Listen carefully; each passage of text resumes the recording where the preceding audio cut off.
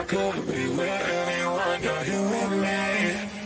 You're here with me. You could be around, but You could be with anyone, and I could be with anyone. You're here with me. You're here with me. Hey, what's going on, people? How's everybody doing? Hopefully, everybody's having a great night. Welcome to the show. This is my first reaction or my initial reaction after the Sister Wives episode airs. Welcome to the after party. Before we get started, let me see if you guys are able to see me. You can hear me. Give me a 1 in the chat if you can see me. You can hear me. Everything is copacetic. I'd appreciate that. Got some ones in the chat. Awesomeness. Thank you so much. Peach, first up. 111. Oh, Melissa was there too. Okay, all right. You guys on the ball. Lizzie B in the house. What's going on? Brittany, not Brittany. Mr. Get It. Let's get it. Yeah, guys, welcome to the show. This particular episode, I think, for tonight's Sister Wives was sponsored by a company that has been in business for a long time, have been seen in various places, whether it's churches or in some cases political arenas. This company has made its appearance. So I just want to be the first one to announce that tonight's episode of Sister Wives was sponsored by Bullshit. That's right, Bullshit. The company we all know and love. Is not regular shit. It's not medium shit. It's not full of shit. It's Bullshit. That's right. Bullshit. That company that just reaches out and touches everybody. At some point, you're going to find yourself knee deep in some bullshit. And that's where we were tonight with this episode, because that's what this episode was. It was booty. Okay, this episode was booty. All the way down to the apology tour, the first leg of the apology tour. I got to tell you, underwhelming. Underwhelming. That's right. Janelle, I'm about to call her Jen. Janelle, Jan, did not show up. Jan did not do her thing. Okay.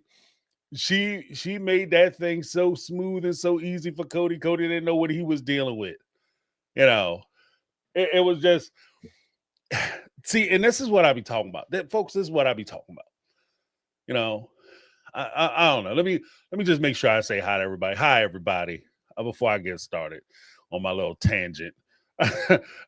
Hopefully everybody's having a great night, had a wonderful weekend, and hopefully tomorrow everybody has an awesome time.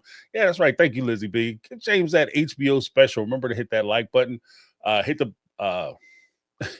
the subscribe button, ring the bell for notifications for all that good stuff. I have a video coming out tomorrow, and it's my initial feeling of the whole, like, we're going to do the apology tour. And it's my initial feeling before I watch tonight's episode. So that will be airing tomorrow at 3:00. Okay, 3:00 Eastern Standard Time. It'll be available. I wanted to put it out earlier. I want to be rolling these videos out because I got a lot of stuff that I want to say. And apparently, the 20 hours I do on live isn't enough time, but there's a lot of stuff I want to point out and things I want to say. And I really get into the whole initial part of the apology tour, et cetera, et cetera. Guys, this, I am not thrilled with this. I am not thrilled with this. I gotta tell you, like, if we're gonna call it what it is. This episode was dry. It's like 4-day-old burnt ass turkey on like 4 days after Thanksgiving, after you dried it out, burnt the shit out of it in the oven on Thanksgiving, let it sit out for 2 days, then you put it in the microwave. And then you try to slather a little gravy on top of it, talking about, oh, it's so juicy. This was not juicy. This episode was not juicy. It was anything. It's the opposite of juicy. Okay? This episode was crazy. You had Mary going to let's start from least to greatest. Okay.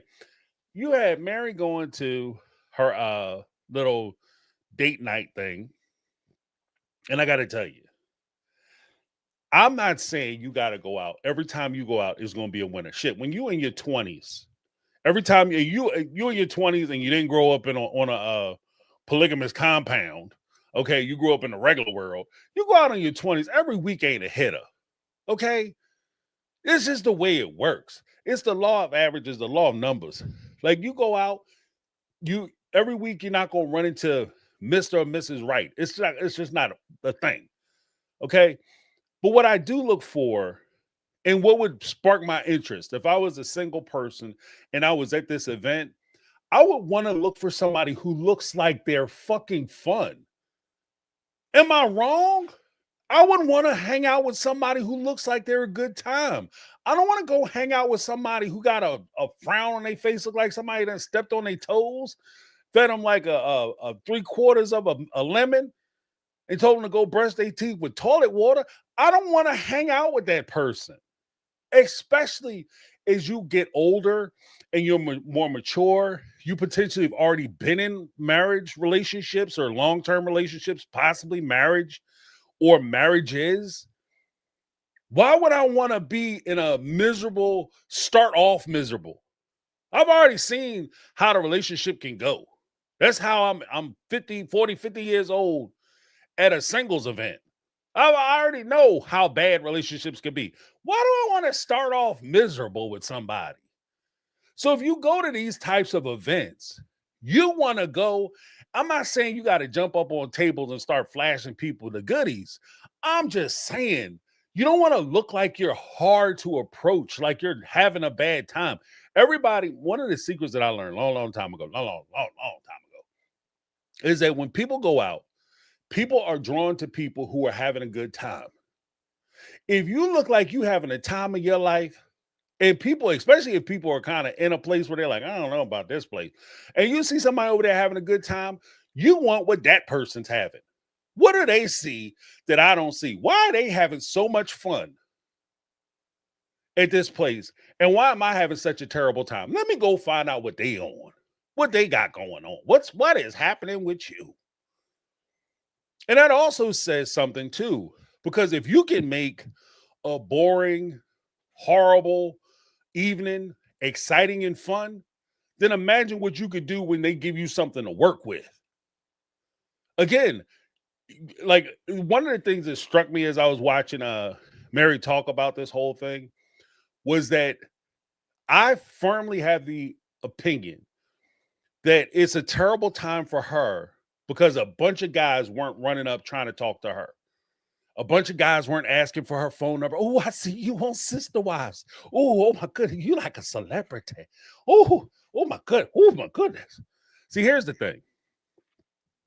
And I'm not trying to be rude to Mary. I'm just saying.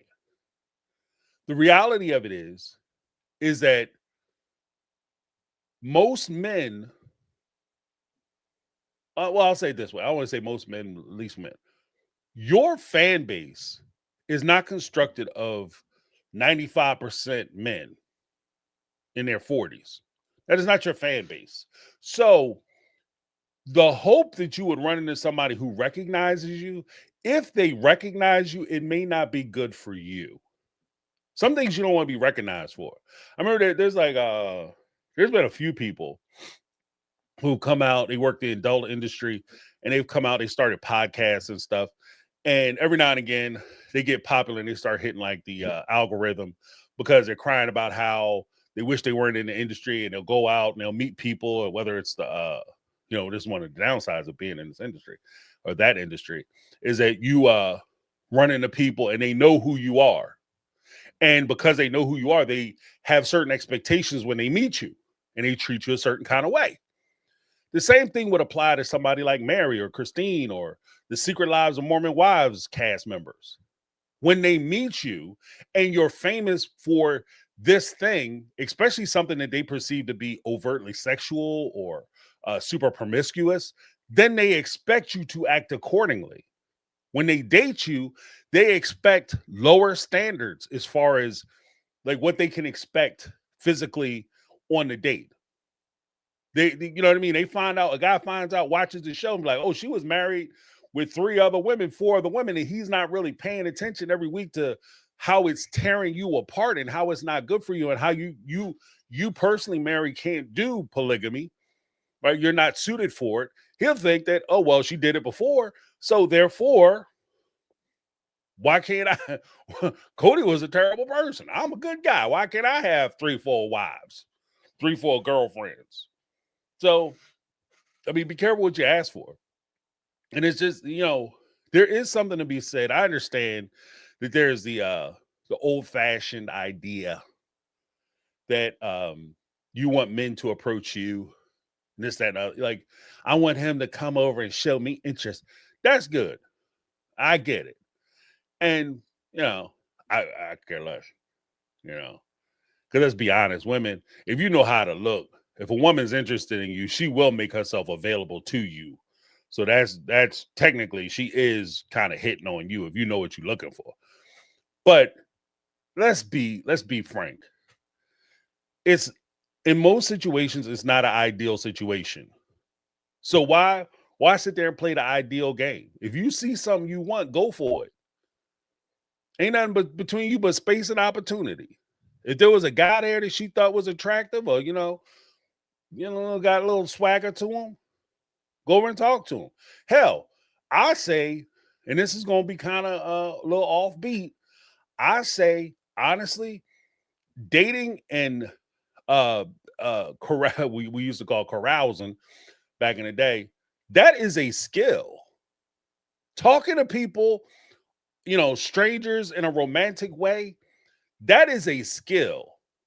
And that's a skill that's a perishable skill, meaning that you use it or lose it. If you don't practice it, if you don't stay on top of it, if you're not working it constantly, that instrument will dull, and it's harder to implement it.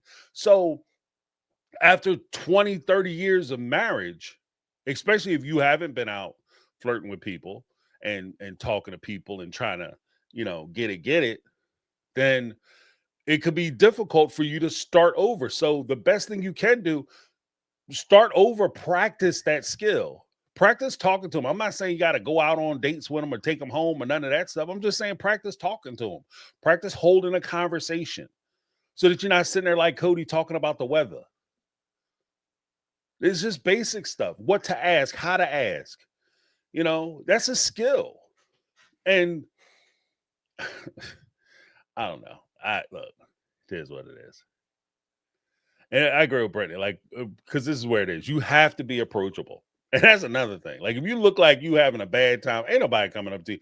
I'm not trying to have your bad time flush into my good time. I'm here. I'm open-minded. I'm looking to meet some people. Hey, how you doing? I see you having what's up? How's everything? And you look like you could turn my whole night around because you upset about something. I'm not talking to you, especially in a scenario where she describes, and this is my understanding, on some of these speed dating, especially as you get older, a lot of times, because women typically will outlive men and things like that, a lot of these events have more women present. And so guys, the social dynamic switches a little bit, where the guys are more the rare commodity in these events. So you have to be a person who, is able to assert yourself or put yourself out there. I'm not saying you got, like I said, I'm not saying you got to start doing a whole bunch of crazy things, but you just have to be polite. Just get people's attention and practice that skill of having that conversation. Because when you do meet Mr. Right, you want to have that all in line. That's where I'm at. But we had a super chat from Megatron. Megatron, send me an email so I can send you that information you requested. $10 super chat. Why the F is Mary in Vegas looking for a date when she lives in Utah, right? You talk about Sabatucci. That's how you know she just trolling for content. Haven't she learned by now about trying to hook up with someone not local? What a moron she is. She's a maroon. She's a maroon. And that's the whole thing. Like, if you really, and I don't know about y'all, especially I'm older now. I'm a full grown ass man, doc. I wasn't trying to drive 3-4 states away to meet women in my 20s. There's no way I'm gonna be where I am now trying to drive like to Mexico picking up women.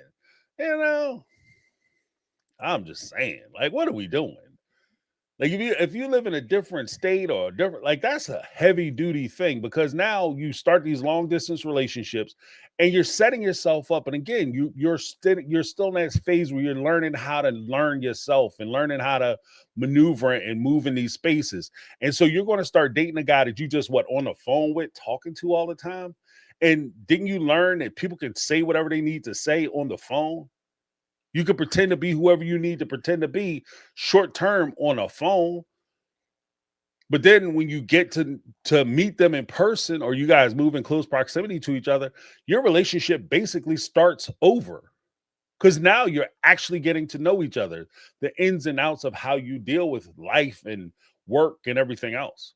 So that is crazy sauce. But thank you so much, Megatron. Let me give you a little something, something. As promised. Uh,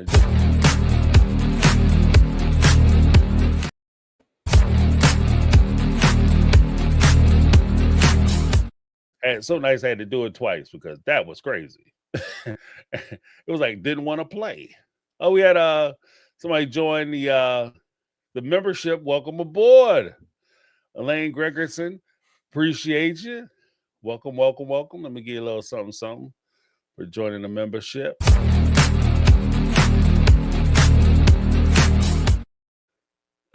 Megatron said this episode was a Stockholm Syndrome how-to manual. Mary done got that brown tooth white and think her shit don't think. she, got, she hit the dentist like, hit me up with the white out. She that. She there killing him. I'm gonna kill him with the ding. With the Colgate smile, son. You know how we do it. Ding. And that's the thing. Like, if you want to, and like even the jokes and stuff, like if you want to pop the jokes, just be fun, and don't be fun with just each other. Be fun, like, be sociable. You ought to be. And I never understood that. Like, if you go to a place to be sociable, go be sociable. Have a good time. Try to meet some people. That's why typically even when I was younger, even today now, I'll go out to places by myself, because it does, in a weird way, I like it, because there's a certain level of freedom there. You can talk to whoever you want to talk to. You go, it's boring, you can leave. If it's exciting, you can stay. You don't have to really try to entertain anybody. But what I learned when I was younger, and if I was more interested in like meeting people and talking to people, I like talking to people. So when you go out by yourself, a lot of times you're kind of in a situation where you wind up talking to people. Like, I don't think I've gone out, like if I do I usually do event stuff. I don't just go to the bar, sit there and struggling. But I'll do event stuff, karaoke, things of that nature, comedy, whatever. But I'll go, and I've never gone somewhere and not had a conversation. I don't think I've ever gone somewhere and just sat there and not talked to anybody. I always wind up talking to somebody in a place. And I think, like I said, it's just a thing that I do. But when you go out with the two of them, they were kind of huddled up in the corner, whispering and shit, talking to each other. If I'm a single guy, or I'm out trying to meet people, I don't necessarily want to break that up.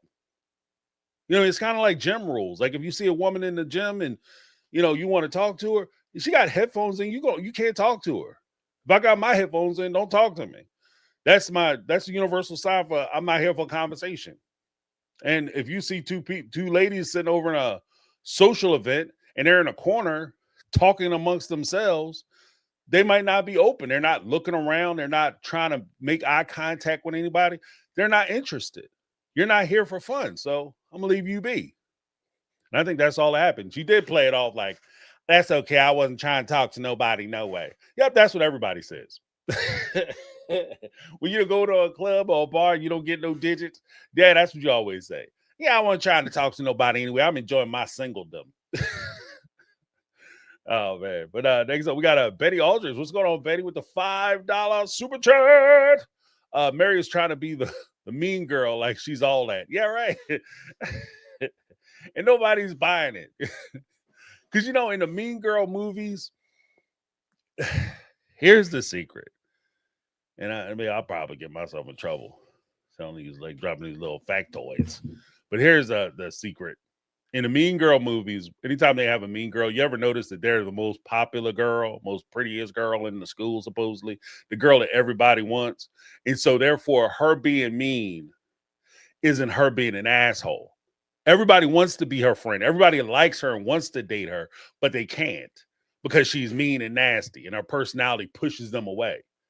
Whereas if she's not that, if she ain't the one, she ain't all that in a bag of chips. She ain't the Sunday surprise, right? You being mean, nobody gives a shit because nobody's going to pay enough attention to you to figure out that you're being mean. Okay? That's just how it works. Mean girls only work if you're desirable and people want you and people want to hang out with you and be around you. If nobody cares that you came or you left, or when you leave, nobody's like, oh my goodness, where them two girls, them two women go? Because I was ready to pop game. I was getting my courage up. If that didn't happen, nobody cares. You're not being the mean girl. You just lonely. That's what it is. You just lonely. So, I mean, there's that. But thank you so much, Betty. I appreciate you. We get a little something, something. All right. And I'm just saying, like, I don't know. But so we had Mary. Then we had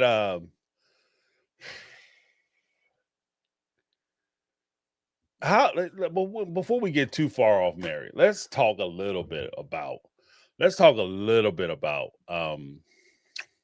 the commentary from Little Miss Robin.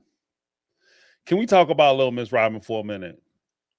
Did anybody else think it was a little shady, a little bit of shade thrown when Robin said, I feel bad for people who's single now, trying to get out there and meet people. Oh my goodness. And was that shade or was that just me? Was that just me reading too much into Robin? Or was that shady as hell? Like she was like, I feel bad for these lonely ass women out here with no hope and no fantasy of ever picking up a man. I pity them. Like, was it just me? Was I the only one who was just, yeah, she was just gloating. Yeah, exactly. Tanya Carter. Tanya Carter. Yeah. Kathy was like, shady AF. That was shady. I was like, oh, Robin. That was a bad look. That was a bad look, girlfriend. You know, Kathy friend, I pity the fool.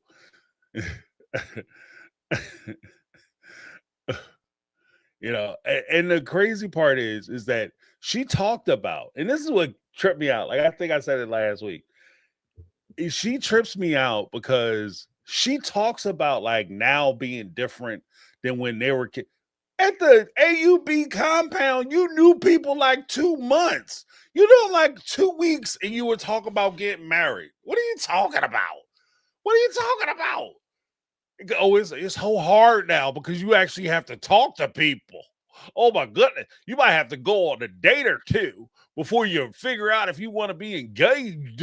Like, are you what are we talking about? You lunatic? All of a sudden you better than everybody else. You know what I mean? Oh, it's I got a special spark when I saw Cody, and it just kind of worked out because we just happened to run into each other. Yeah, you just happened to run into his ass after he got a TV show. Surprise, surprise. You know what I mean? Where's my girl at? Where's my girl at? Hold on 1 second. I'm going to do it, y'all. Sorry. Surprise, surprise. Surprise, surprise.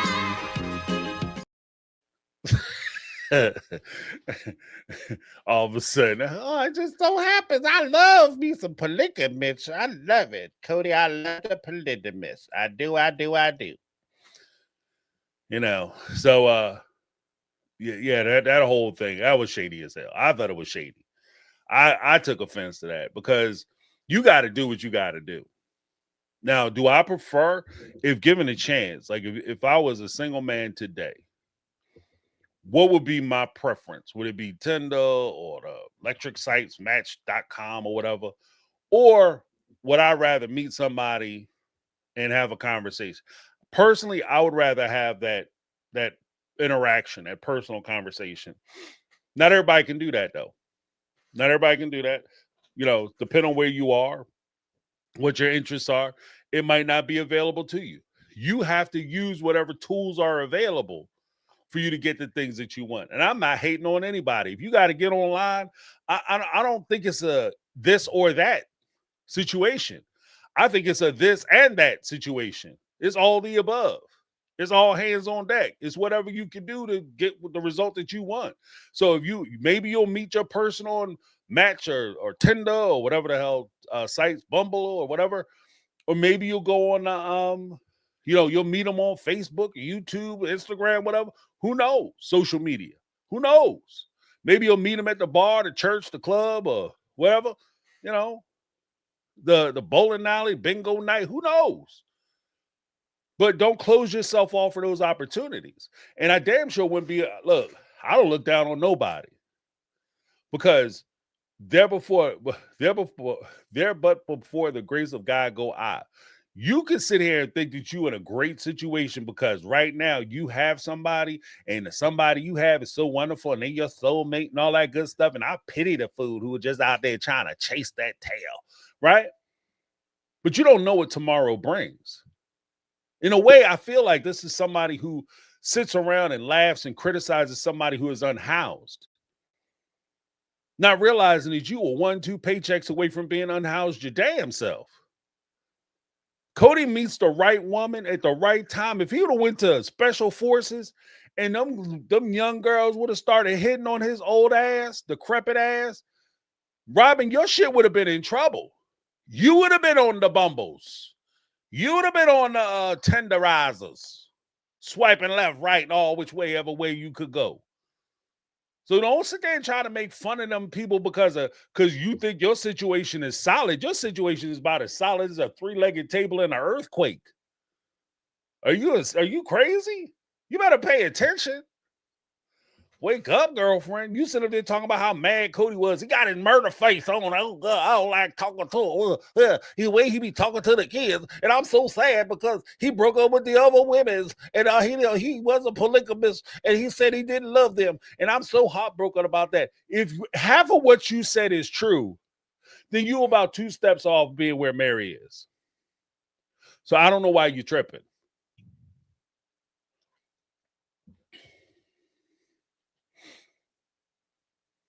I can't with that. That's just crazy to me. Like you looking down your nose. Oh, look at these women out there suffering. Yeah, Christine was suffering too. Did she messed around and married a millionaire? Her money is set. Her money's set like Joan Jett. She good to go. Girlfriend, good to go. If you stay ready, you ain't gotta get ready. That's what Christine money at. She got 2 houses. I'm sorry, 3 houses. Christine left your broke ass husband, got 3 houses, turn around, got broke off serious. Y'all had to sell houses, sell property, and take out a monster loan in order for you to put yourself up in a place where you at. Christine has that much property, where she probably got about $2 million worth of property and shit. So what are we talking about for real? Who you feel bad for? You feel bad for Mary because you always look down on Mary. And that's, to be honest with you, let's put that right where it is. The entire relationship that Robin had with Mary has been Robin looking down on Mary, thinking she's better than Mary the entire damn time. So no, we shouldn't be surprised that she's throwing a little shade on Mary. She looked down on that woman the whole time. And I don't give a shit. Look, Mary will get on here and be like, you don't know our relationship. We had very special times. Mary, I'm telling you right now, I can tell by some of the things that she was saying and the way she was looking at you when you were talking that she looked down on your ass. You guys were not equals. You were not built the same. You are not built the same. And that's just my opinion. That's just my feeling. And, well, you weren't there 24/7. You didn't see it. I don't have to be there 24/7. I don't have to be around you 100% of the time to understand you. I don't need to completely understand your mind, motivations, and how you go about shit. All I got to do is really see 5-10 minutes. And sometimes that's all I need to see.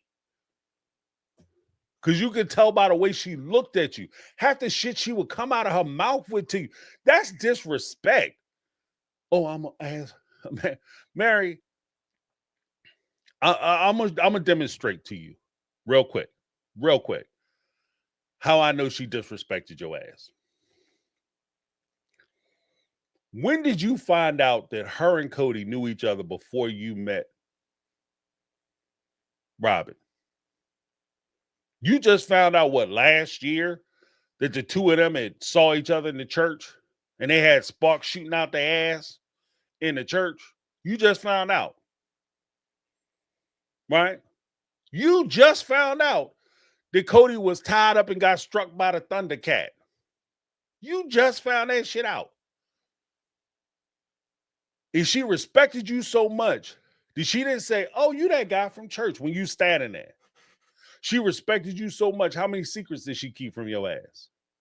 When you was hooking up with your family, supporting her and being on her side and being her number one cheerleader. How many secrets did she keep from your ass? While she was snaking her way, earworming her way into your man's life. You know, yesterday, or yeah, it was yesterday, during the members lot roundtable, we started talking about we got to talk about J-Lo a little bit, right? And I'll even cross reference it to J-Lo. J-Lo, that Latin beauty. She from the suburbs. She ain't from the Bronx. She from the burbs. But the whole thing was one of her husbands, Mark Anthony. She was sneaking around after Mark Anthony. She befriended Mark Anthony's wife, and she was sitting there talking about her. Talking to her, hey, Mark Anthony, I'm your best friend, blah, blah, blah. And she did that so she could get next to Mark Anthony and start banging him out.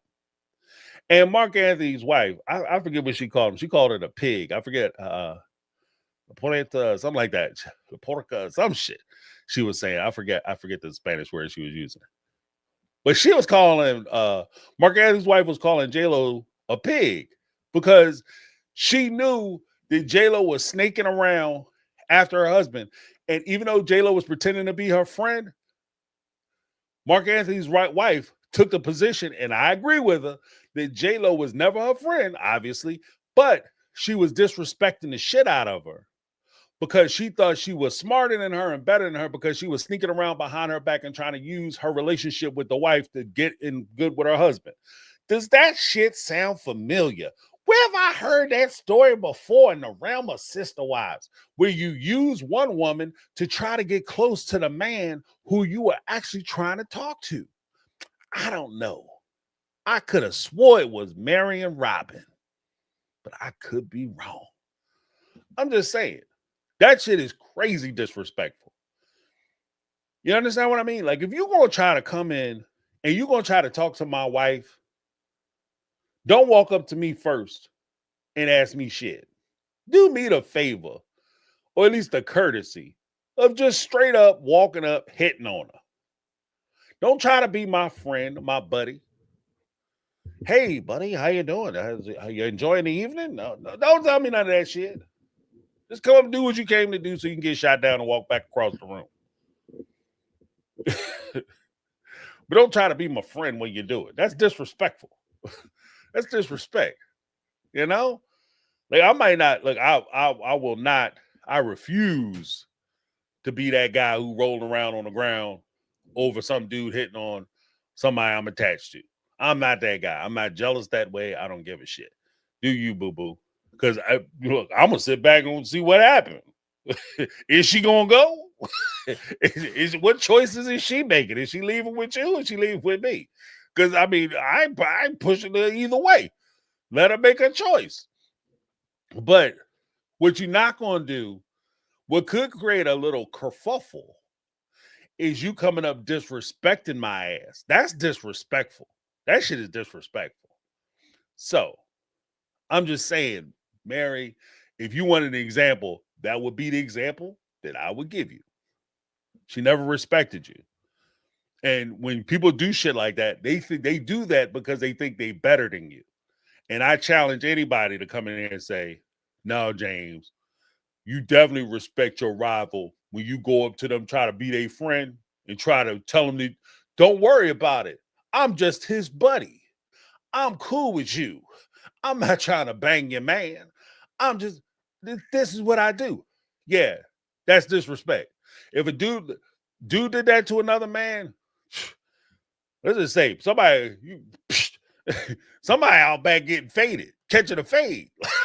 You know, I mean, back in the day, they used to get it on with swords and shit. Like you, yeah, you have disrespected my honor, sir. Slap the shit out you, and then you out back catching a fade. You know what I'm saying? High noon, shoo, but there's no way in the world. That's the most disrespectful shit you can do to somebody. That is insanity. I don't know. Let me just check some stuff real quick.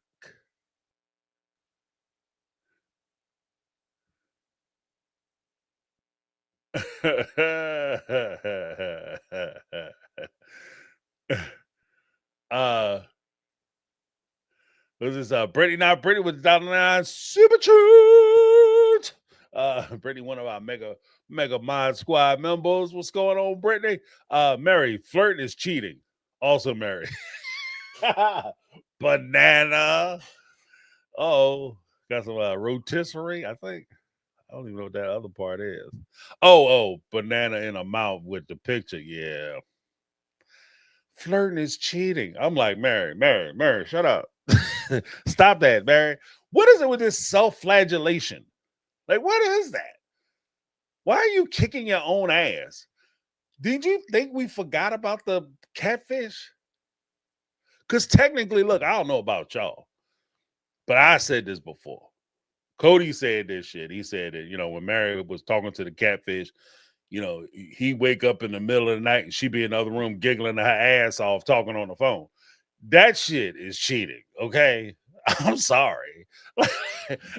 Like, call me old-fashioned if you want. James, you're old fuddy-duddy. Clearly, you are not going to be cast as a member of the next reality show on TLC, sir. No, I am not. No, I am not. I am not cool with that. Like, that is not okay. For you to be in the other room just giggling your ass off at 3 o'clock in the morning, talking to some dude that you know from work or some shit. No, I'm getting up and I want to find out because I like laughing too. I said this shit before. I like laughing. I want to hear what's funny. What the hell is funny? What's so funny and so damn interesting got you to get up out of bed when you laying next to me to walk into this other room, pick the phone up, and start talking to this mother. What is so interesting? I'm intrigued. I like to know.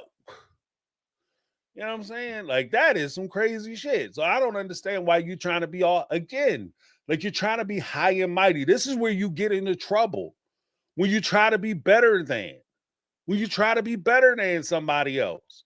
Oh, I'm not like you people. I grew up in a community where we didn't do this. Like where I grew up, you know, if you was talking or flirting with somebody that was cheating, then you was cheating. Then you know better.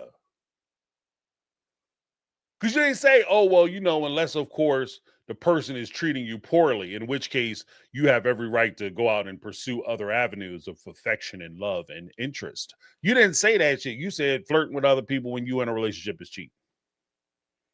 Then you say it's some old hogwash about, well, the person that you're in a polygamous relationship, should be paying attention to you in an ideal world. That shit is cute. In an ideal world, you're right. But unfortunately for you, a lot of the polygamous situations are not constructed in ideal worlds. Those are not ideal world constructs. Polygamy is, as an institution, is not an ideal world construct. I'm going to love everybody the exact same and treat everybody the exact same way. That's nice to say. I don't know how realistic it is.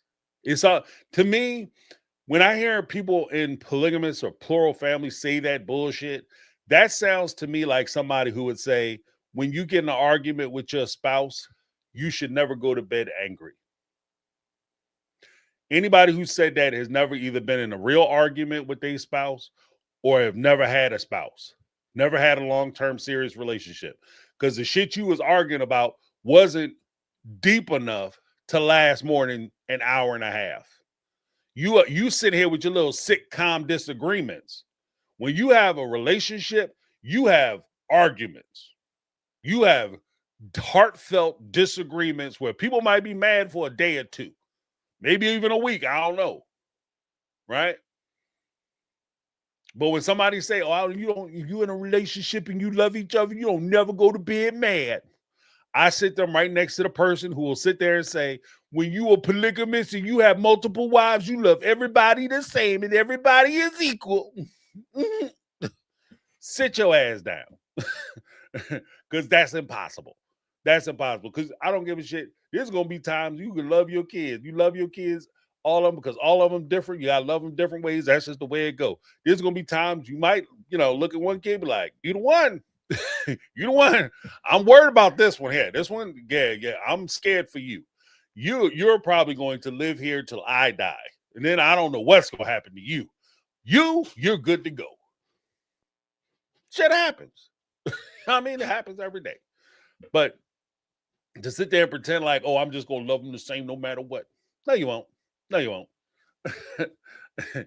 You may want to, and that's not even saying you got a favorite. It's just that you recognize the differences in your kids. You recognize the differences in your wife. You have friends. You recognize the differences in your friends. It doesn't mean that because you have one friend that you might be closer to at one point, maybe in the summertime, you're closer to this friend, but then some things happen or things change or switch or alter or shift a little bit. And then all of a sudden you hanging out with the other friend a little more in the winter months. Who knows? But to sit there and pretend like it's all going to be the same all the way throughout is a lie. It doesn't make sense to me. But thank you so much, Brittany. Now, Brittany, let me give you a little something.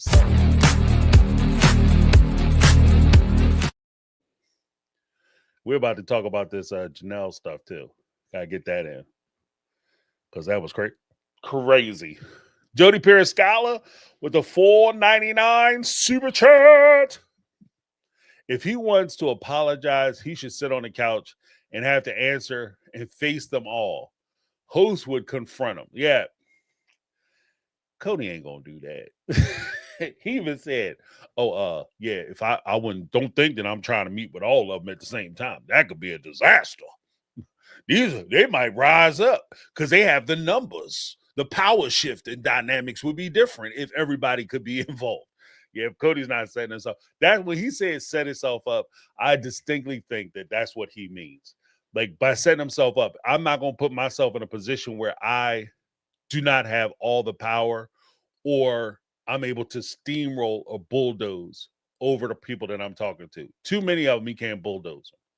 That's why he's always, as a practice, I believe, and as part of the influx of the system of polygamy, I think that per design, you keep everybody separate. You keep everybody fighting. You keep everybody disagreeing, because if they ever realize that they have sheer numbers, then it could make you, as the patriarchal, misogynist, polygamist, it could make your life very difficult very quickly. So you have to keep them all arguing about dumb shit. Oh, yeah. Did you hear what Janelle said? Yeah. She's talking about you, woman. Woo. Yeah. Janelle, did you hear what Mary said? And you just keep talking. And they said that what was funny to me too was at some point, Christine, I think it was, said, yeah, it's like he knows your secret, like your weaknesses, and he just keeps poking them. It's not like he just discovered your weaknesses. He's known your weaknesses for years, decades, because he's been exploiting those weaknesses for decades now. This isn't new for him. He's been exploiting your weaknesses, taking advantage of you, turning you against one another, getting you to argue amongst each other, getting you to distrust each other. Why? Because it makes his life easier. Because now I don't have to compete with none of you. I just get you all arguing and fussing and fighting, and I just stand to the side. Everybody's trying to get me on their side. So guess what? I become the favorite nation. Oh, I don't want to get involved with y'all problems. Even though I'm the one that started your shit. Oh, but yeah. I agree. But you know what? Let's talk about that. Let me give you a little something before we get into it. Because let's talk about Janelle. Let's go ahead and knock that wall.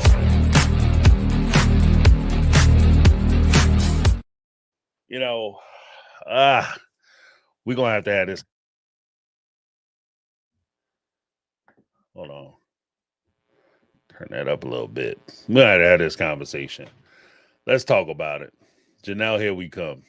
All right. First thing I noticed. So back in the day, wig be snatched, yeah, right. Let's talk about Janelle. Yeah, some people the one and only T said Janelle had me pissed off. You know, what does Raiders Mind say? Raiders Mind the house, Raiders Mind. $5 super chat. I feel this is why my soul, I feel this with my soul. Those two barely made it out of the restaurant parking lot with clothes on. And they'll continue hooking up, spiritual marriage and all. Yeah, you're like, yeah, you know what?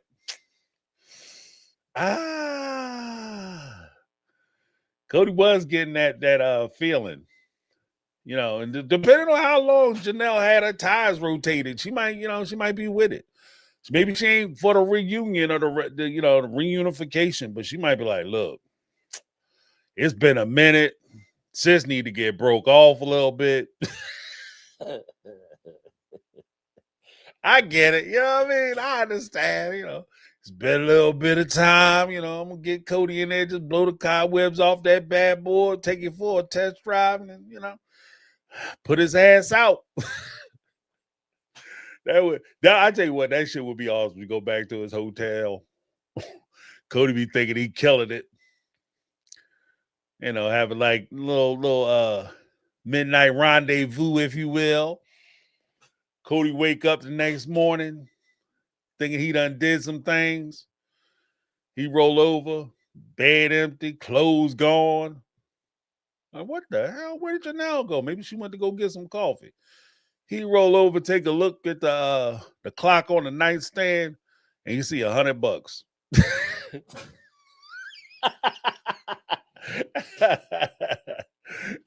Shit.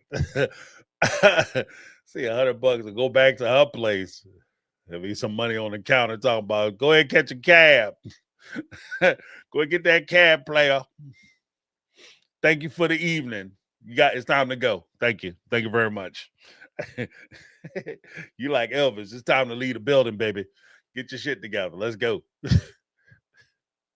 That would be hilarious. But then we'd have to listen to another season of Cody talking about how Janelle just used him for his washboard abs and as a sexual piece of meat and all that other stuff. So I don't know if that, I've been kind of saying this all day, but the juice ain't worth the squeeze.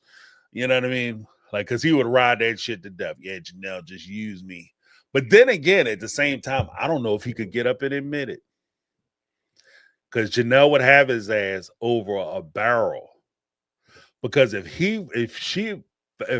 Janelle found out, Robin found out that he slept with Janelle, technically he's not married to Janelle. Well, technically he is still married to Janelle because they didn't have a release yet. Even though later on they say that they got it.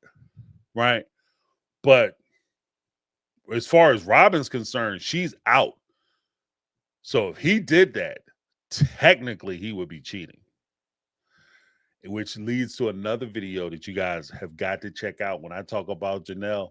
And we're going to explore things from a little bit of a different perspective.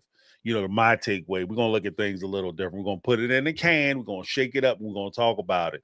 And I'm telling you guys, don't want to miss this because, James coming with some crazy questions. Little teaser. Said, feel this with my soul. They barely got out of the parking lot.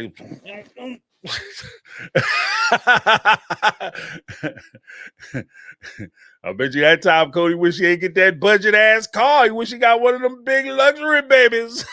Wish I got me an SUV up this piece. You know, what I mean? Because let's face it, like when you middle aged, you ain't trying to get caught up in the rollaway motel. I mean, yeah, you up there in a damn Honda Civic trying to get freaky, mess around and pull your back or something, like slip a disc trying to get up in there. You gotta go to the hospital all janked up, talking about, I need some help, doctor. Give me the shot. Doctor, what the hell were you doing? I was at the Greenleaf Motel. That's the park. Trying to relive my youth, not realizing that I truly need a king size bed in my life. Should have went back to the hotel, at least the full size, because at this point I don't even sleep good on a twin. It's a health hazard. Like trying to go down to the Greenleaf Motel in a little tiny ass car. That shit's a health hazard. You've been on twisted your ankle or something trying to get up in there. You crazy? And the last thing you want is robbing a fly in the town to have to pick you up from the hospital. You laid up there with a body cast on because Janelle done put it on you because it's been a minute. You know what I'm saying? Like, well, both his legs are broke, crushed pelvis. Like, she used the shit out of him. She wore his ass out like an old bike seat. Like my man couldn't take it. That little tiny ass car. I'm sorry. So rude. So rude, distasteful. James, stop it. Let me get a little something.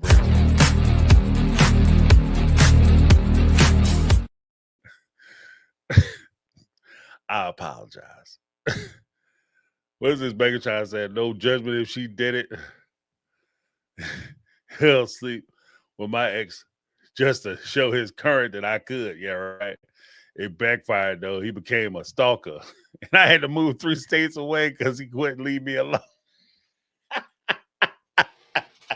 That's how I go though. Sometimes you put it on the real good, be like, oh yeah, that's right. I forgot who I was dealing with. That's what this is like. Oh yeah. He back, do it again.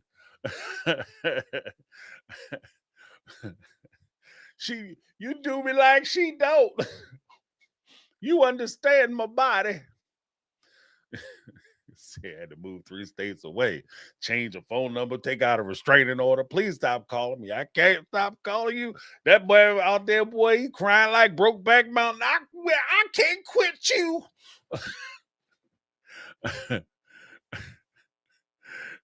So it said, been there, done that. I mean, you know what? And let's keep it all the way above. We grown folk. When it comes down to that type of situation, there's a reason why exes have an easier path back. It's not necessarily back into the relationship, but you have an easier path for the physical part of it. Especially if the person whom you're dealing with isn't really out there like that. Like they ain't for the streets. Like they ain't out there just tossing up to any old body. And it's been a minute for them. They might say, okay, you know what?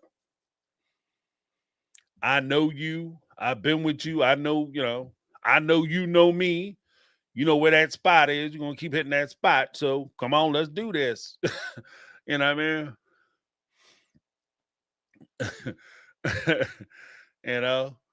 Let's go ahead and do this. It shit happens.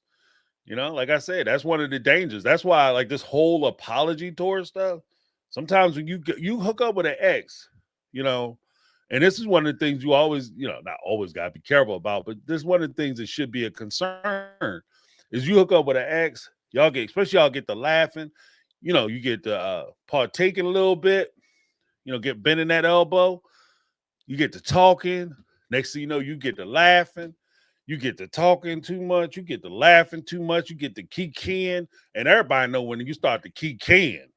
You say, oh, you crazy. You crazy. When you get that shit, oh, you crazy. Next thing you know, I ain't crazy, girl. You better watch yourself. Looking at me like that. You better watch yourself, girl. You know how I get down. You better stop. Next thing you know, laugh too much. And next thing you know, you saw hug a little bit. And Ha ha, you so funny. Give me a hug. Next morning, you wake up. Oh, what the? Where am I? Who are you? Oh shit! You know, are we back together? We not back together? So no. Uh, so yeah, but one of the things I noticed when they first met, and I don't know if you guys picked this up. One of my like and like I said, I'm willing to recognize that I'm a little funny when it comes to stuff like this. I'm recognizing that. But it would bother me that when they were out there on Cody Pass, right? Cody and Robin sat in a car, saw Janelle and Mary, ain't had shit to say to them. They out there talking and stuff. They barely wanted to look at him, barely wanted to talk to him. Then all of a sudden, Cody ass come to town. And the first thing he want to do is when he see Janelle, he want to throw his arms around her. See, that for me is a flag. That's a flag. That's flag on the play right there. Like you don't, if we cool like that, we cool like that. If we not cool like that, we not cool like that. And if we're cool like that, we should be cool like that in front of your partner. In front of your husband, we should be cool like that.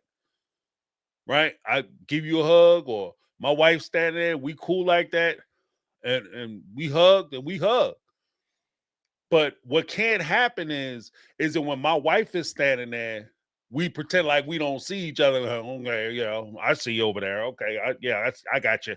You know, and then when she's not around, and all of a sudden we all booed up and hugged up and oh, I miss you so much. Oh, girl, you know what it is. Like, no.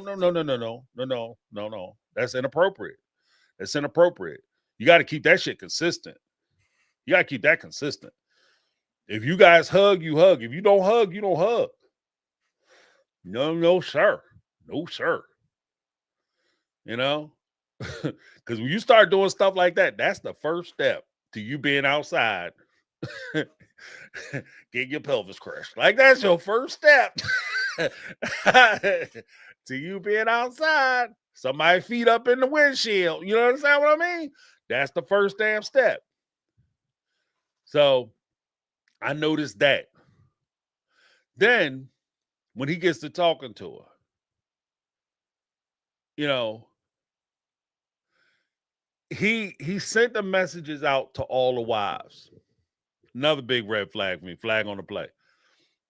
He sent a message to all the wives, right?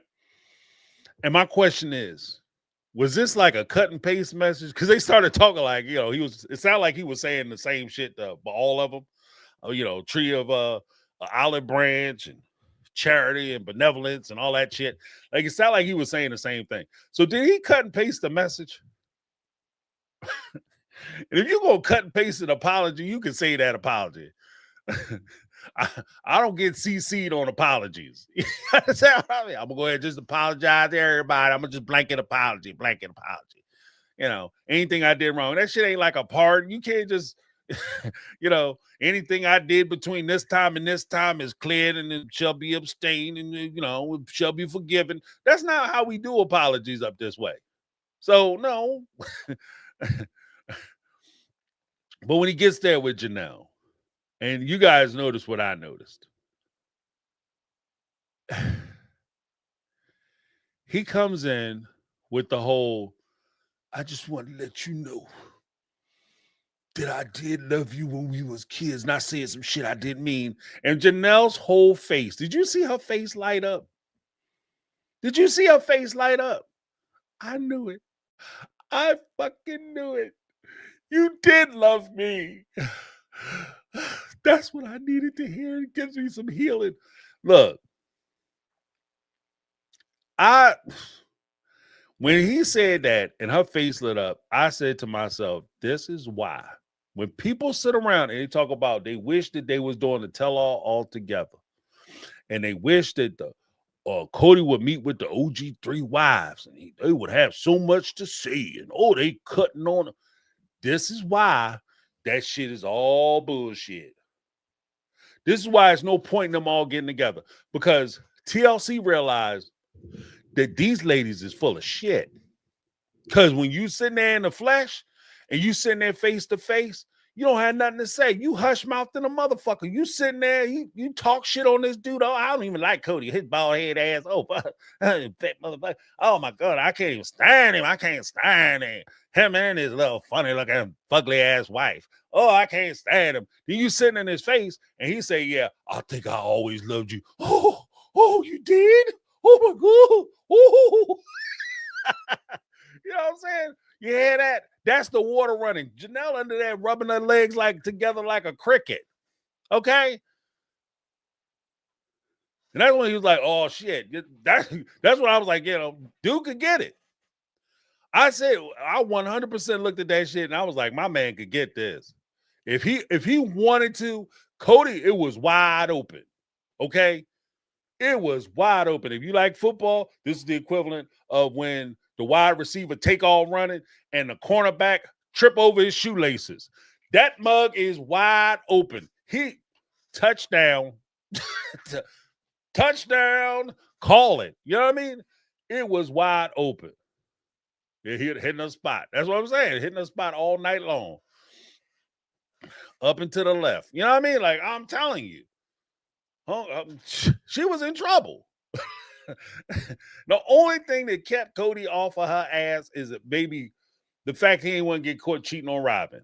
And it might come out during the course of the tell-all. Because I'm not even putting it past like the idea that he didn't want to do it. Because he looked like he was with the shits too. Okay? I'm not even just going to put it on Janelle because he was looking at it like, okay, all right, I see you over there doing that little cute shit. I see what you, all right, okay. So you gonna keep playing with me. You gonna wake up with something up in you, you know what I mean? Like, look, he had that same look. He was with the shits.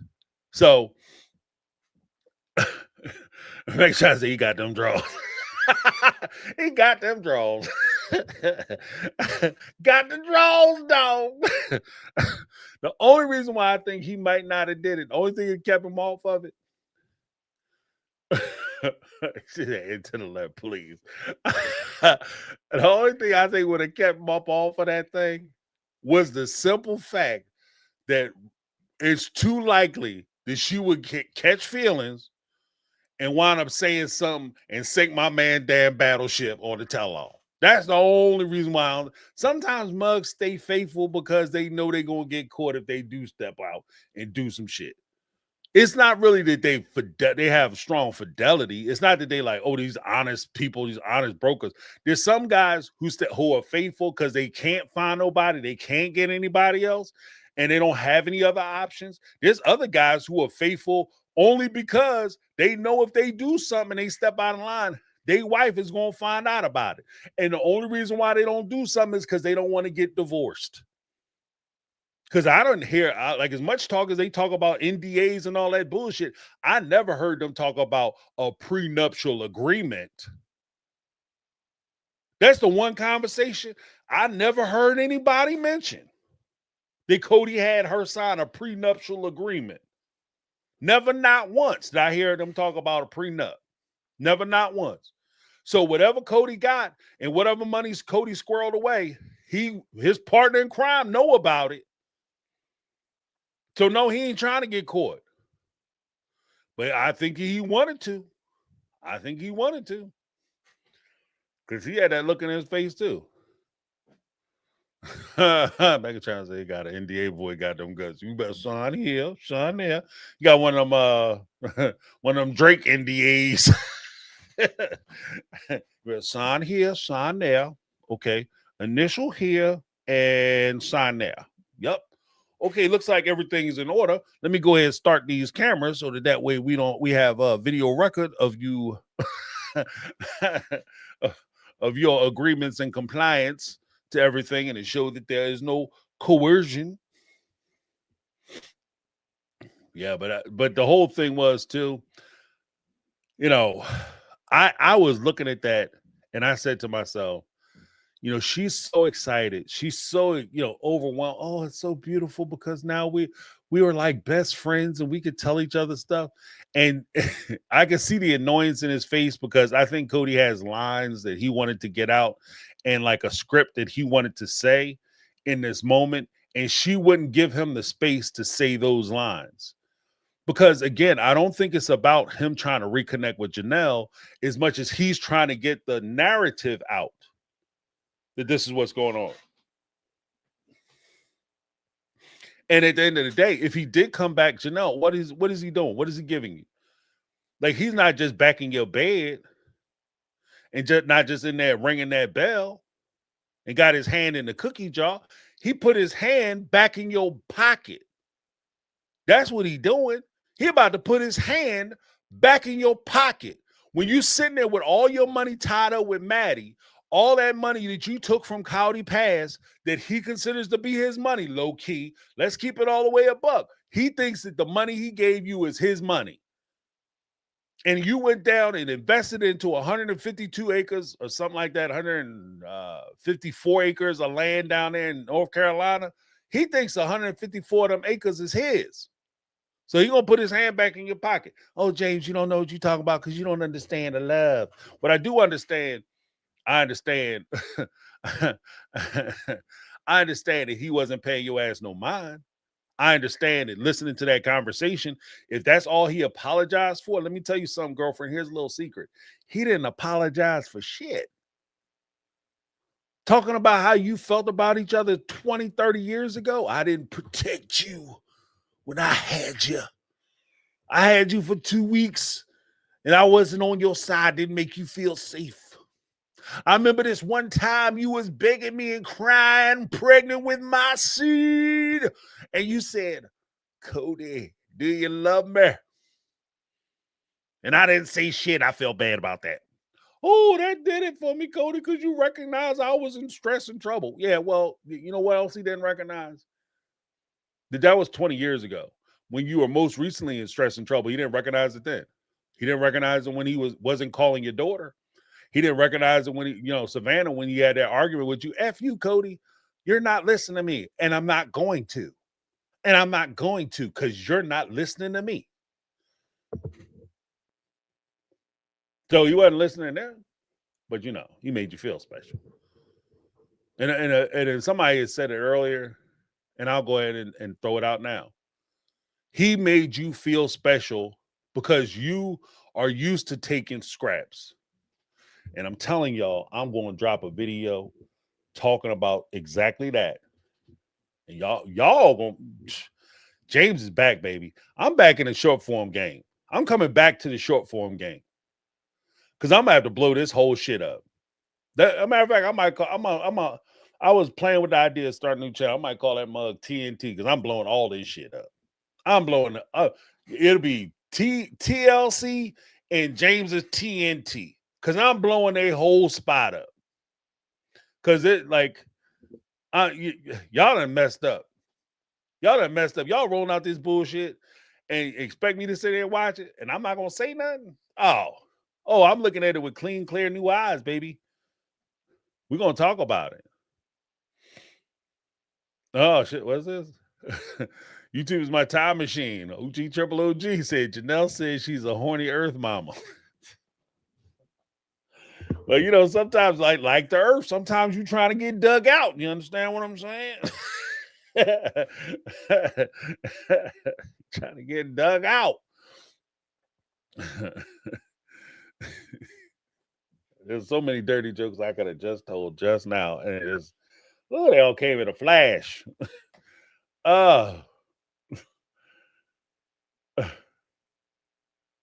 What's this? The only thing stopped Cody from banging her ass out was that Robin was texting his ass every 7 minutes on a damn dot. Yeah, what you doing, Cody? Where you at? You call me when you leave. Tell me everything that happened. Cody might have did one of them slick Jones, like talking to Robin on the phone. What you doing? Hello? What you doing, Cody? Nothing. Nothing. Why you sounding so funny? No reason. Janelle trying to get it. So, like I said, you better watch yourself, Robin. You better watch your ass. Girl coming through.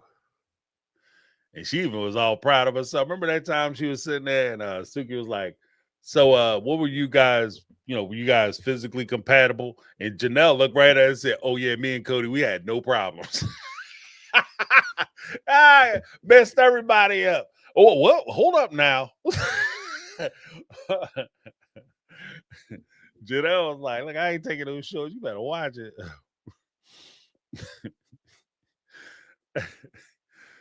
Shit. Like, I'm taking control. That's what I'm saying. Like, boy, you get one of them, one of them cougars. I used to say that shit all the time. Like, you mess around, you get them young girls. Them young girls, all right, they fun. They do what you want them to do, I guess. I'm older women, them cougars, shit, they'll use you to take care of themselves. You're like, hold up now, hold on now.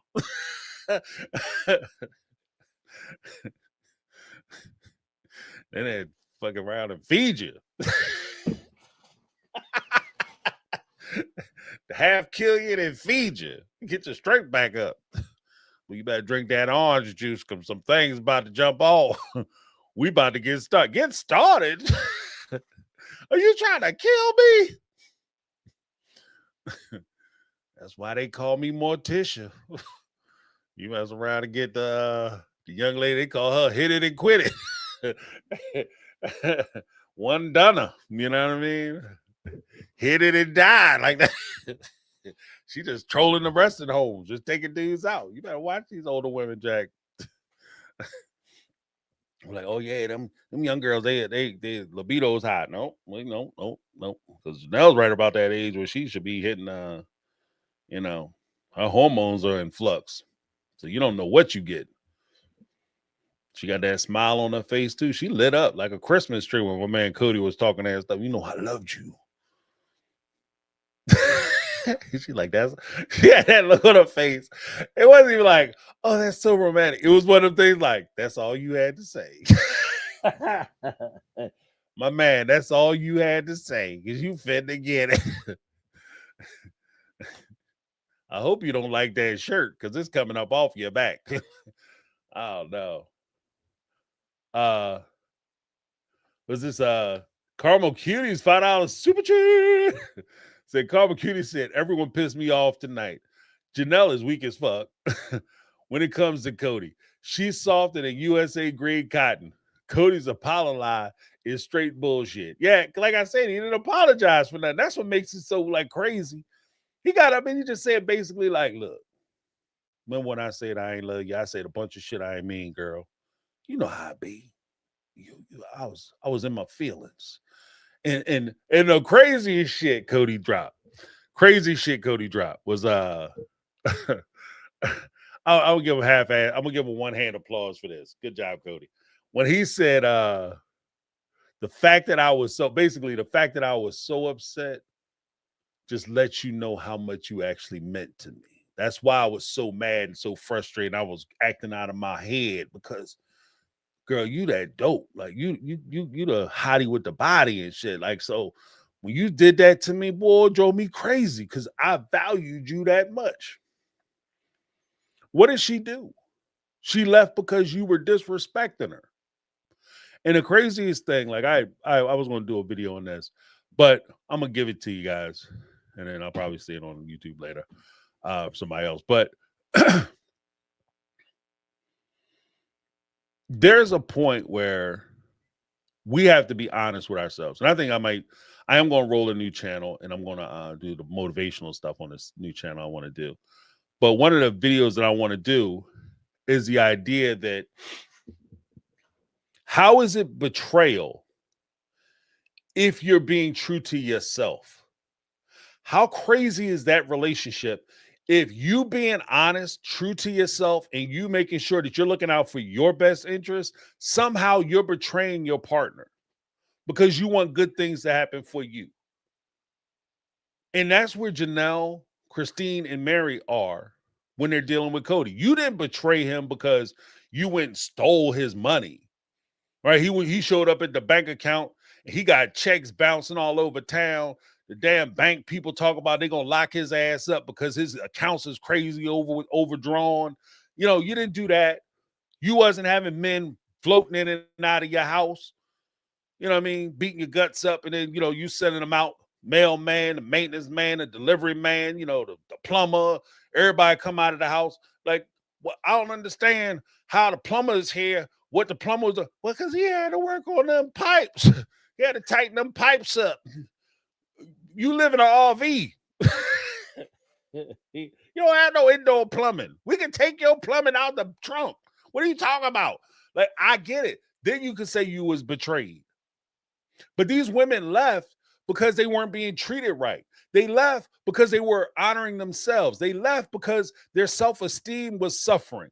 So they were looking out for themselves. So they decided to leave. And then all of a sudden, by them leaving, that was the act of betrayal. So no, I mean, it's not like I'm gonna say something. At the end of this, I'm gonna say something. Talking to this point, Karma Cuties. Thank you so much. Because we're going to, like I said, when it comes to this, I'm TNT. I'm blowing all this shit up. We're gonna talk about it. We going straight common sense. Because that's the thing. Forget all the like psychological terms and the who's nots and the what's nots. Let's just go back to basic ass common sense. Whatever happened to common sense? You understand what I mean? Whatever happened to common sense? I don't have to diagnose somebody and try to understand them, because if I'm diagnosing you, let's be honest. Like when it comes to psychology and all that other shit, all the terms are nice, but those are diagnoses. That's diagnosis so that you can meet some term or some diagnosis from the DSM-5, right? That shit only really works if you're trying to treat the person. I'm not trying to treat you. I'm not trying to heal your ass. If we in a bad relationship and you're toxic to me and you're drama to me and you're messing my life up and you're fucking up my calm and my peace, why am I trying to figure out what's wrong with you? What I need to be doing is how to figure out how to get the hell away from your ass. Let's get back to common sense. You understand what I mean?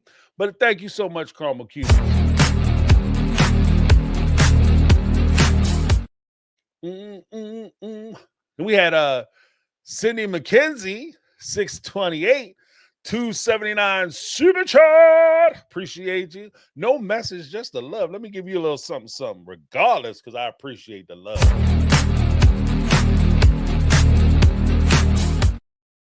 And then we had Michelle Woods in the house with a 499 super chart. I feel so sorry for Jen's husband. Hope he's all right today. My mother ended up in a hospice from cancer in 2008 and passed away Thanksgiving weekend. Wow, that is rough. Oh, I feel for you. My condolences on that. Yeah, losing a mom is rough. I know what you mean. I feel you. I feel you. You know, especially around the holidays. It's always a rough time. My wife's father passed away on Thanksgiving. So yeah, like my family understands that. And cancer, I've had a few buddies pass away, friends pass away from cancer. I tell you, if cancer was a person, I'd beat the shit out of him. I'd beat the dog shit out of it. But it's such a rough disease to watch people go through that.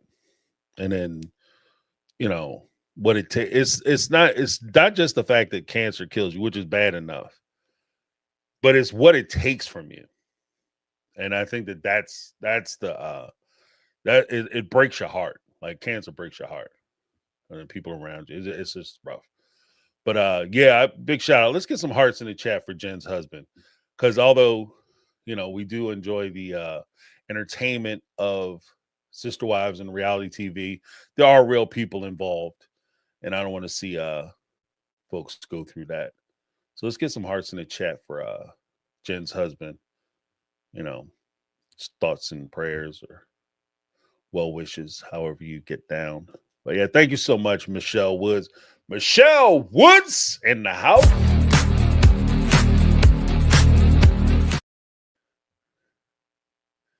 Michelle is also a content creator, so check out. You have Cindy McKenzie, 628 with the 279 super chat. Janelle was panning over Cody like a beaten dog. Yeah, she was.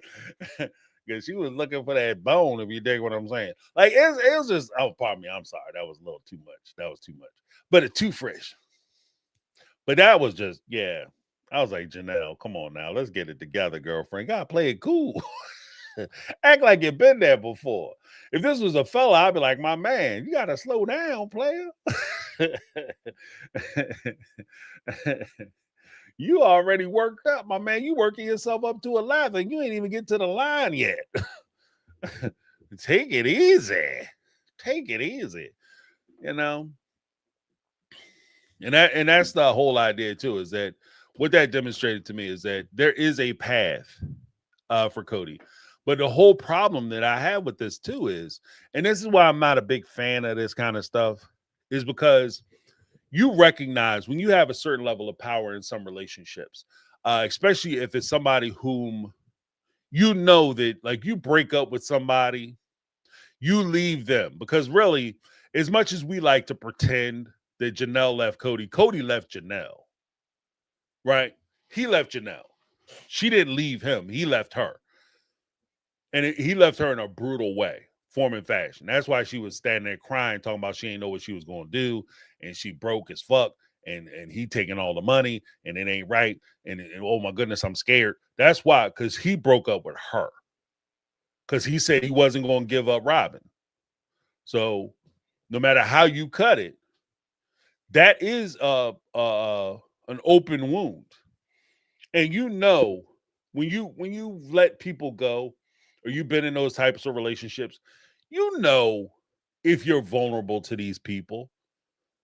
When they call, like if there was a girl, even if you broke up with them, or they broke up with you, you know when that phone rang, or you get that Facebook message, hey, how you doing? What you up to? You looking good. Oh, goodness. You know if you willing to. I'm just saying, you know. And let's be honest. The person who's putting that in, like making that effort, making that attempt, they know too. Cody knows that part of the reason why he wanted to meet with Janelle first. Again, check my video out. I'll posted it. It'll be up tomorrow. It's called Sorry, Not Sorry. Okay. And I talked about this whole apology tour before I watched tonight's episode. I posted it earlier today. And it won't come up until tomorrow. But this is part of what I'm talking about. It's why you're doing it. Part of the reason why he went after Janelle, because he knew she was a soft touch. He kind of suspected that, given the right attitude, the right temperament, the right situation, he might be able to work his way back in there, especially as we talked about yesterday during the members call. This isn't the first time they broke up. He's used to, they broke up several times. There was one time she was going for a couple years. So he's used to this type of thing. This is how their relationship goes. They have like a separation. They, blow out arguments, separate. I'll never see you again. Screw you and forget you. I ain't never going to talk to you again. Go away. Then he gives a little time, come back, hit her with some sweet talking, some smiles, and maybe give her a little stroll down memory lane. Next thing you know, she talking about she moving back to Utah. And she trying to sell her little share to Caleb and Maddie. And that could have been his thought too. Because as I talked about in my video today, it's not just like we're looking at it from the respect of, oh, he's trying to get them draws. But the reality of it is Cody needs the OG3. The whole reason why they're doing this apology tour isn't just because Cody is on special forces. He's trying to reinvent himself to the audience, but Cody needs to put himself in a position where, because Cody is the type of person, and Robin is also the type of person that doesn't want to talk about themselves. They want to keep everything that they have going on private. They want to keep it all contained.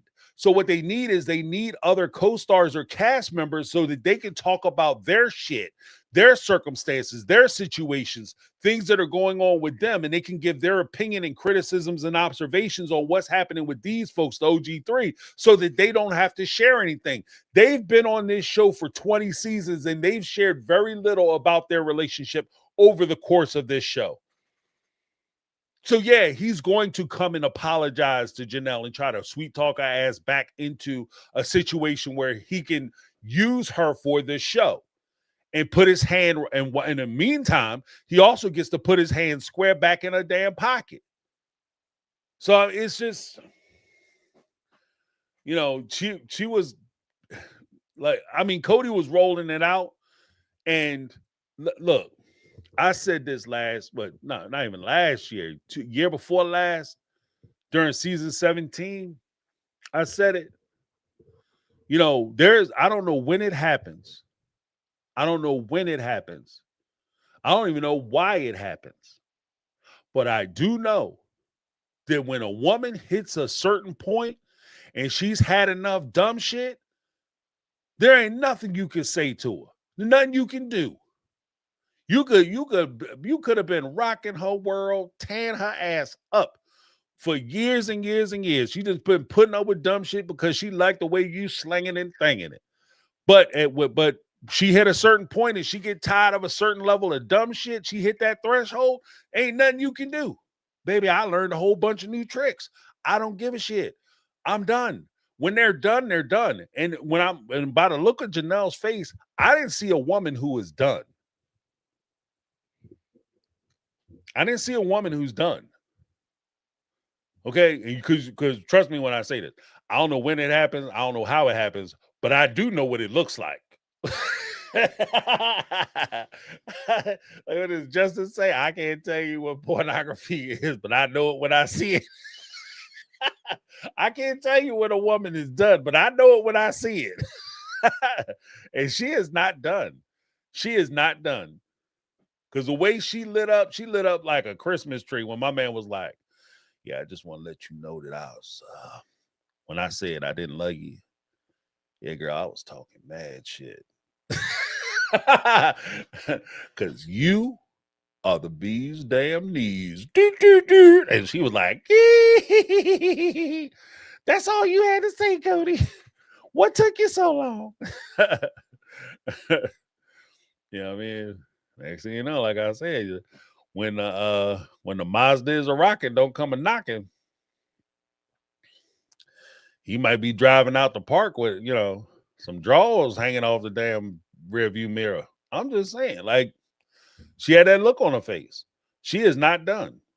And I think even by a lot of you guys' responses and what you guys are saying and what you're joking around about, I think you understand that just like I do. Or I won't say understand it. You just making the same observation I'm making. Yeah, yeah, she said that. Yeah, she did. Tanya Carter. She said, I knew it. I knew it. I knew you loved us. I knew you.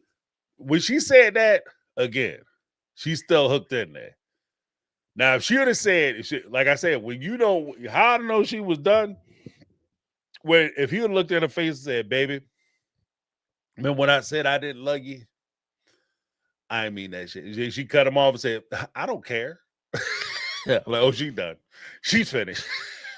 Bruh, it's over. She said, I don't care. I don't care. That was Cody, that was 20 years ago. What are you talking about? Who gives a shit? That was actually, I think in her case, she's past 30 years now. So, okay.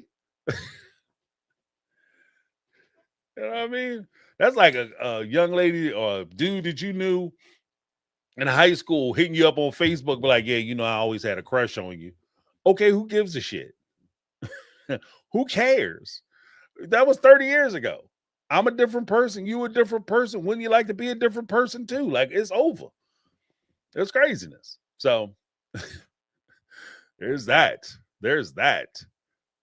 Oh, then we had Brittany, not Brittany, with the $4.99 super chat.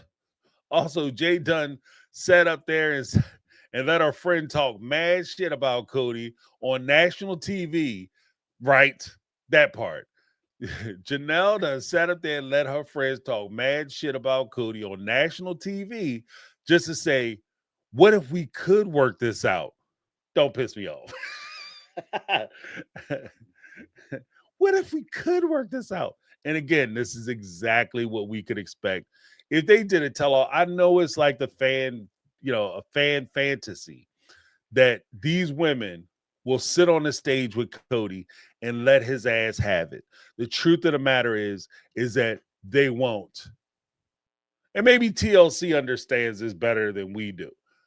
Maybe they're looking at it like, if we put them on the stage, it's just going to turn into a big ass love fest and it's just going to piss the fans off because they're not going to have shit to say. I will say this, though. I will say this. This is hands down.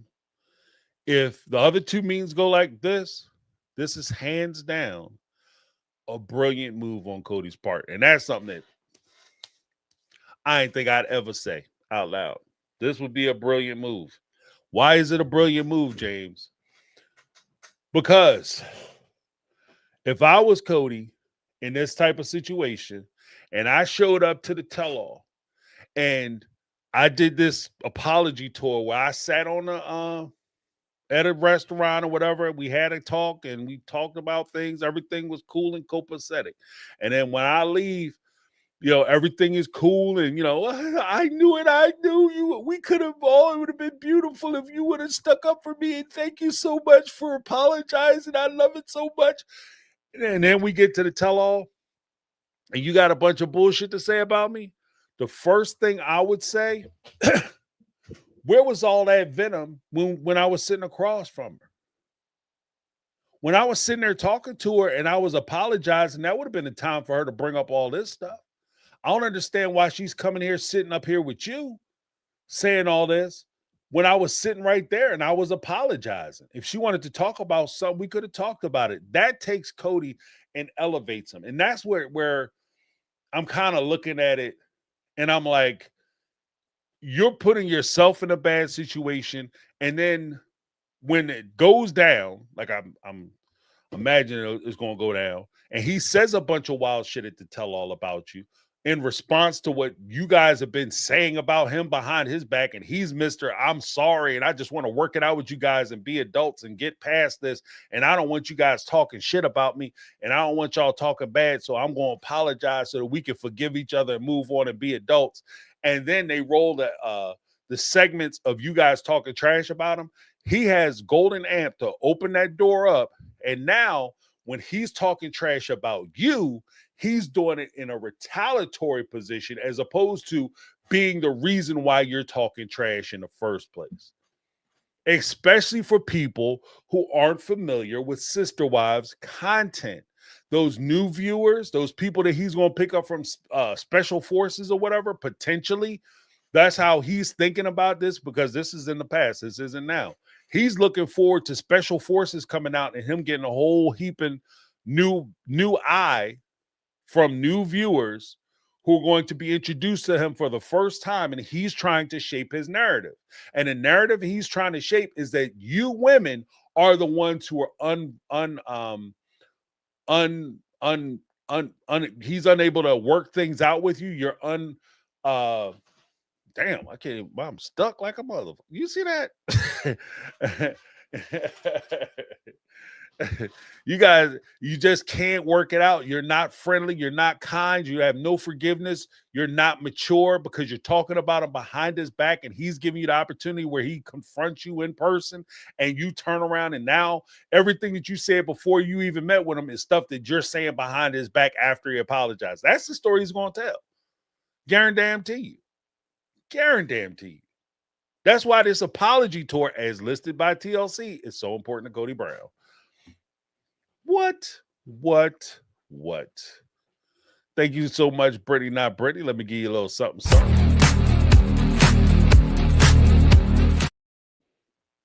Then we had a YouTube is my time machine with a $5 super chat. I wonder if Janelle regrets her response now that Cody is about to throw her all the way under the bus for Cody Pass. Yeah, right?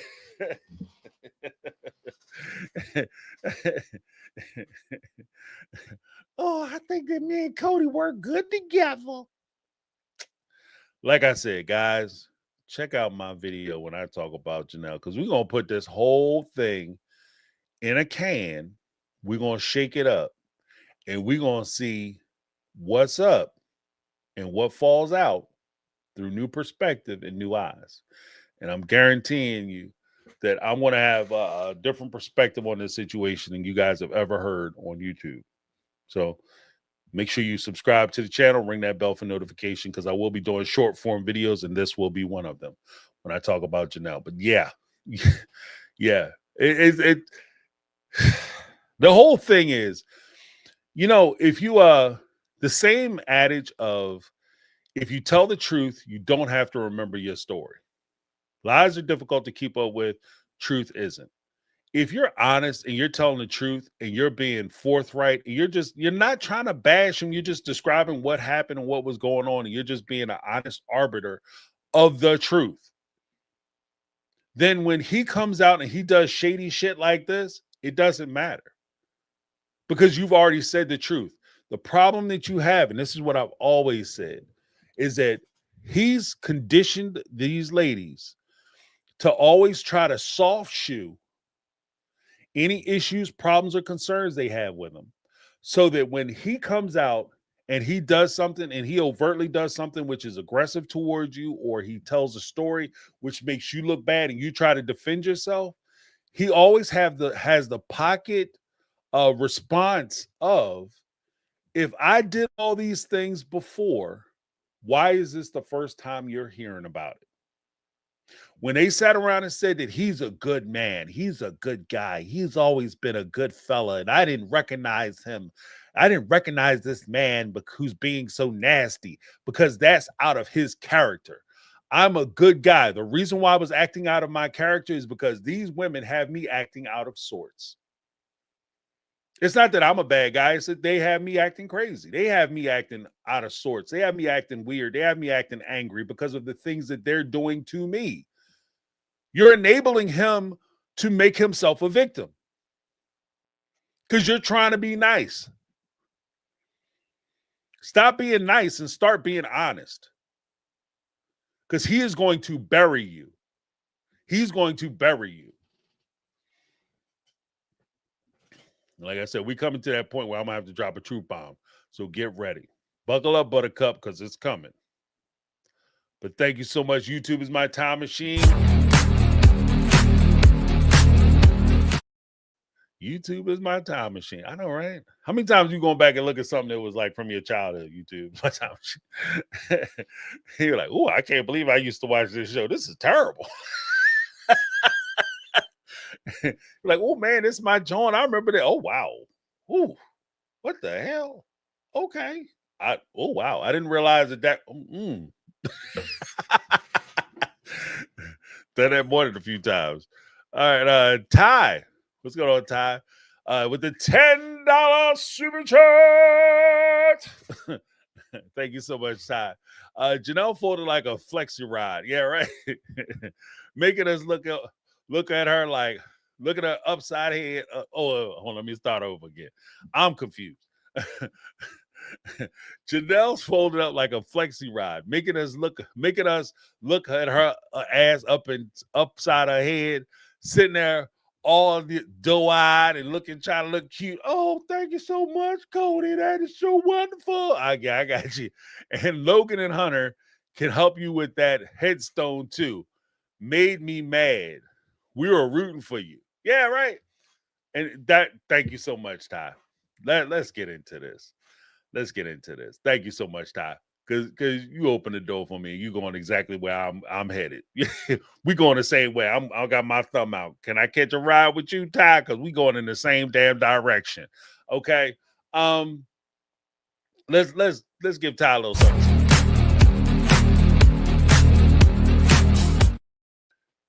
Here's the thing. I understand that people will go through things. Somebody said speed racer. I know that was my Joan back in the day. Like, but I didn't realize how many people speed racing was. Speed racing was straight fading people. Like speed racing was knocking dudes off. Them people, I see they went. A lot of people went off the cliff, and I ain't see no parachutes. Let's just. And speed race, like 150 racers are lining up to race speed racer. Next thing you know, speed racer and one other guy. It's all that's left. Oh, that's my childhood. You know what I mean? Why these kids so violent? I don't know. Yeah, boy, them Gen X Jones, like Marine Boy, all that shit, man. I was watching that Battle of the Planets. Remember that shit? Bria James, 2345, 9.99 super chat. I listened to a podcast episode of Little Miss Recap, and they spilled that Janelle's friend Alice, who was talking shit about, is Cody Janelle Christine PR man. Oh, what? Hold on now. Janelle's friend Alice, who was talking shit about Cody, is Cody Janelle Christine's PR manager. Oh my gosh. What?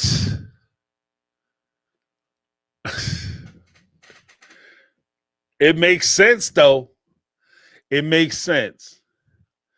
Cause the way you got to keep people in the baby.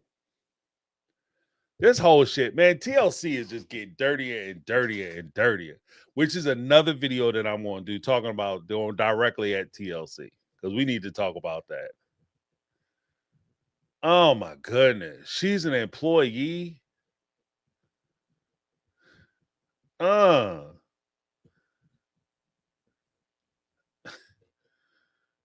Yeah, I guess that's going to be something they talk about during the tell-all. That'll be the true test.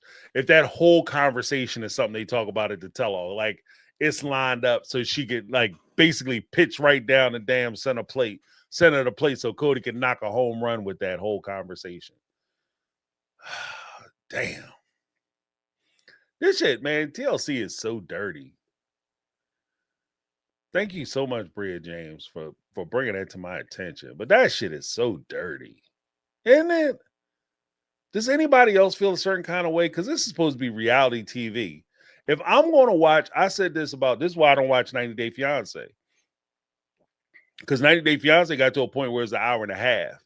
And I'm like, if I'm going to watch an hour and a half of something, I want to see some good acting and I want to see actually a good story. A put together story that actually makes sense, not this bullshit that they put together. And the stuff that they're talking about on Sister Wives, it don't make no damn sense. You know, man who broke your heart, stole money from you. You gonna meet this mug at a restaurant? Man, the last place if you steal hundreds of thousands of dollars from your kid's mama, the last place you meet her is anywhere where they have sharp cutlery.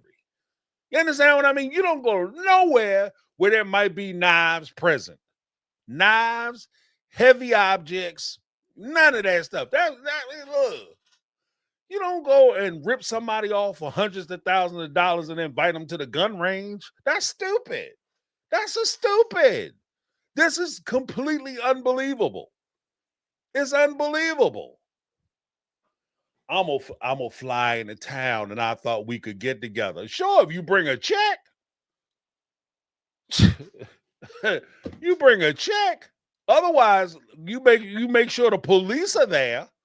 Because there's no way in the world. Like, what are we talking about? I barely got out. Janelle, I want to check the paperwork because, yeah. Like Cody's stealing. And then you're going to meet up with him and hit him with the googly eyes. You know, we ain't talking about the clam is open. Like, forget that shit. We closed for business. We are not open. We are closed for business. That's how we rolling. You steal some money from me? Oh, hell no. Hell no. It ain't that good. I don't give a damn what's going on. What are you doing? And you can't tell me Cody is killing it like that. What are we doing? You need to raise your standards a little bit. I mean, he got a pulse. My man is right. popping Viagra like Tic Tacs. he about 2 pills from a heart attack, chest heart blowing up in his chest. You crazy? Oh, that is so crazy. That is so. I guess it's not surprising, but it's just dirty. Like it's so dirty. It just feels dirty. Uh, but thank you so much, Bria. Bria James. I hope I got that right.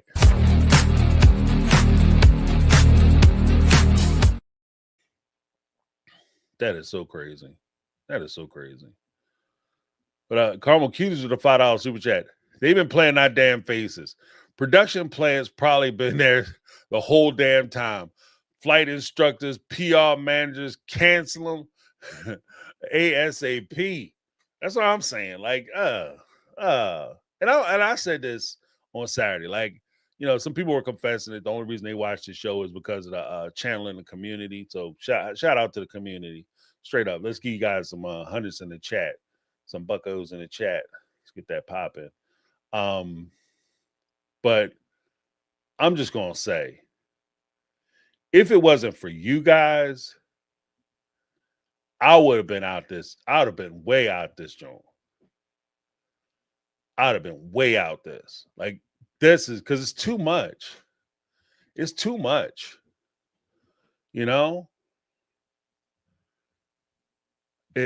Like every time you turn around, it's like this person is from here, this person is from there. They got a gardener doing legal advice. They got the guy climbing ropes, selling houses for them. Like, what the shit? What? All of a sudden, everybody, and we're gonna keep it all the way a buck. All these strangers and people that we never seen before in any other episode, all of a sudden, this is my bestest friend since we first moved out to Vegas. We've been friends with them. So that was like what, season 2? Since you guys have been friends with them. So for 18 seasons, you've been best buddies with this person who I have no idea who the fuck they are. Like all of a sudden they just drop out of nowhere. It gets crazy. I don't know. But yeah, Carmel Cuties. Let me give you a little something. Cause this, man, I'm gonna tell the truth.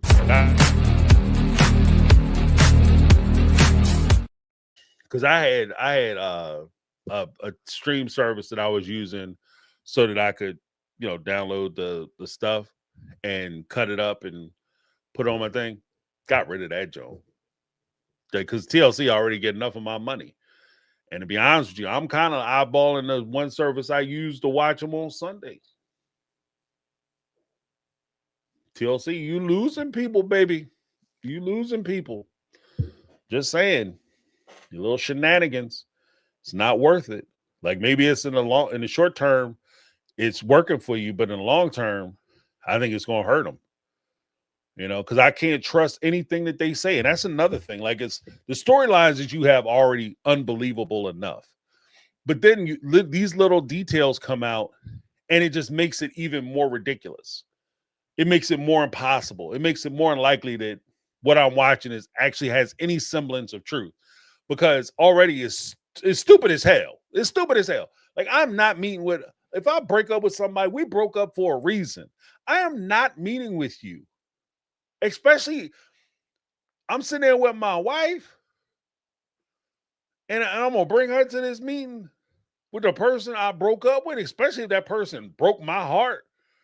I'm not disrespecting her, and I'm not dragging her to sit there and watch me fawn and cry and boo-hoo and be consoled by somebody who did me dirty. And the person I want to be with, I'm going to bring them for that? Why am I even going? I mean, if you made a mistake, okay, bully for you, but I'm happy where I'm at. I'm good. I don't, whatever you're going to tell me, I'm okay with not knowing.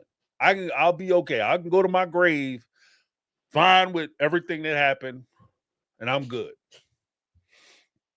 We don't ever have to talk again. Because like I said, when you break up with people, this is why I'm not a fan of like the, getting back together and shit.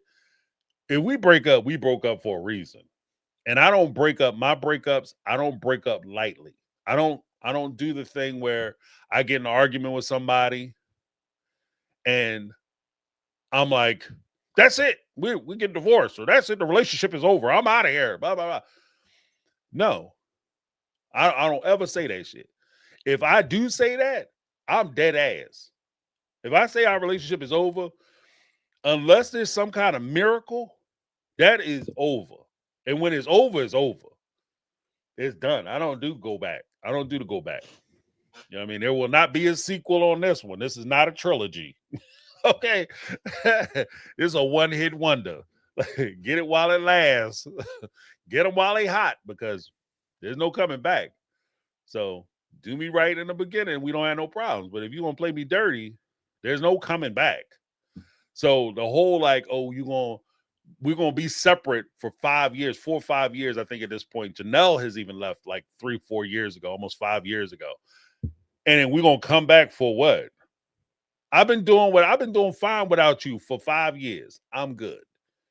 There's nothing you're gonna tell me that's gonna make me, change perspective on my life. Said soap operas been going for 30 years, right? Still on that same day. Everybody got gray hair now. Yeah. This guy looked like he was fresh out of high school. It was Friday. He said something happened. He been in a coma. He been married. He been shot. He been divorced. Been cheating on his wife. Wife cheating on him. Found out his uncle is his dad and all kinds of shit. And it's now just Saturday. Soap opera land. And that's what I kind of feel like with some of this stuff on these reality shows. But we had Jody Paris Scholar with the $1.99 super chat with Jody Paris Scholar, OG Triple OG. Some soaps are more than some soaps are on 30-some years. Yeah, that's what I'm saying. Like, they've been on clean forever. Days of Our Lives, General Hospital. You know what I mean? You miss a week, you come back next week, they're still on the same day. He's still having the same conversation. What is going on? Thank you so much, Jody. Appreciate you.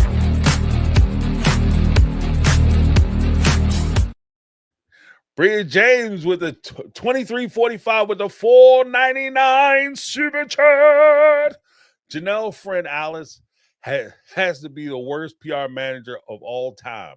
How are you going to shit talk about Cody, then be his PR manager? It's crazy. All right, Cody, here's what I'm going to do. I'm going to get up there and I'm going to just talk mad shit about. I'm going to embarrass you. I'm going to talk shit about you. I'm going to talk about all the things that make you super sensitive, like that bald spot on top of your head. Yeah, I'm going in that heavy. And then guess what, Cody? Here's maybe the clincher. I'm going to get you on special forces. Okay, well, if you got to do it, you got to do this. Because Cody's hungry too. Cody's front touching his back. So he and then at the same time, who else is going to represent him? I mean, yeah, he's been on TV for 30 years, but he's not an up and comer. You understand what I mean? So the business is like that. The business is gritty. If you can't make money, you can't get cash, you can't get roles, they don't, you can get fired too. So clients can get fired too. Talent gets fired all the time. They feel like, I made a couple phone calls, called NBC, called Dancing with the Stars. No. Called Villains. They said no. Called Survivor, Celebrity Edition. They said no. Called Special Forces. You did that show. Everybody hated you. So yeah, Cody, I'm gonna have to let you go. Because like I said, like we've been talking that spinoff stuff, and I'm standing on this square. I said it first here, so anybody else say it, make sure you say my name. But when it comes to the spinoffs, if TLC was going to spin off Sister Wives, they would have already spun off Sister Wives. TLC is not in NBC, Fox, or CBS, ABC. Those guys, they're going to test to make sure that if they put a product out, it's going to do well. TLC will spin anything off. TLC, Sister Wives. You know what a spinoff of Sister Wives is? My Five Wives. A spinoff of Sister Wives, Poly Family. Spinoff of Sister Wives, Seeking Sister Wives. Spinoff of Seeking Sister Wives, Seeking Brother Husbands. TLC will spin anything off. If they think they can get 4 viewers to watch something at the same damn time, they will give you a show on TLC. I'm surprised I don't have a show on TLC. They spin anything off.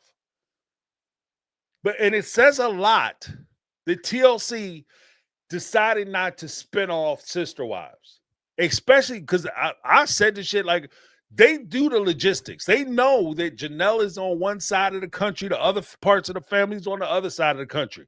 And you go to the other side of the country, each one of those family members is in different states. There's no logistical easy way for you to shoot this show where everybody's in the same spot. And even to bring everybody together to do the tell-all is a pain in the ass. There's no reason why you would do a show like this where everybody is all together.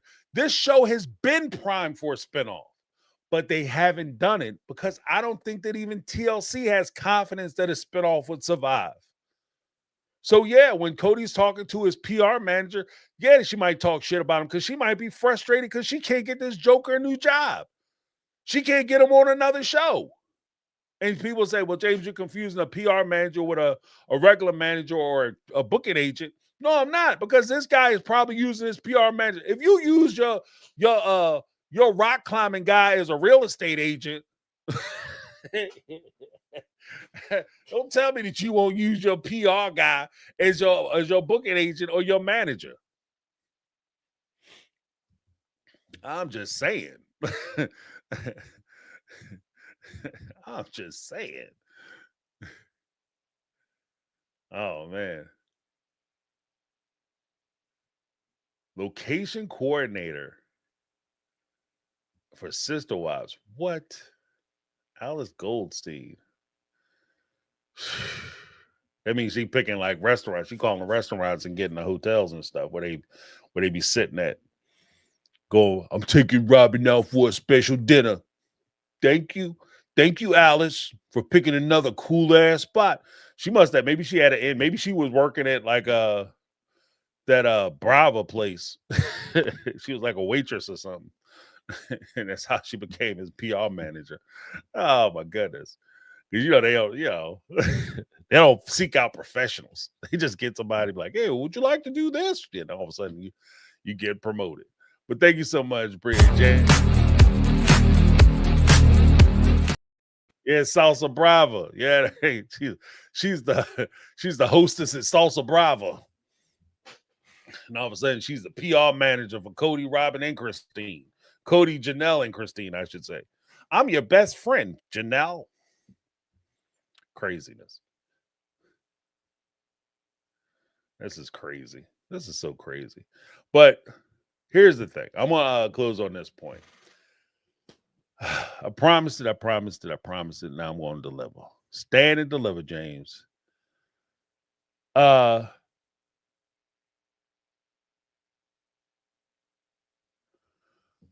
Here's the thing.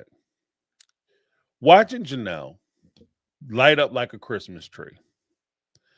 This reminds me of a point where you have that friend that you've been talking to about their previous relationship and how it's falling apart and it doesn't make any sense for them to stay in a relationship. I know, I hate him. He's terrible. He's an awful human being. I can't believe I'm with him. Blah, blah, blah. And then week after week, night after night, you listen to how this person broke their heart, mistreated them, did them wrong, etc., only for them to turn around and take this person back and keep taking them back. At some point, even if you stay friends with them, you still support them, you get off the defense part of it. And I feel like that's one of the things that I'm starting to feel with some of the OG3.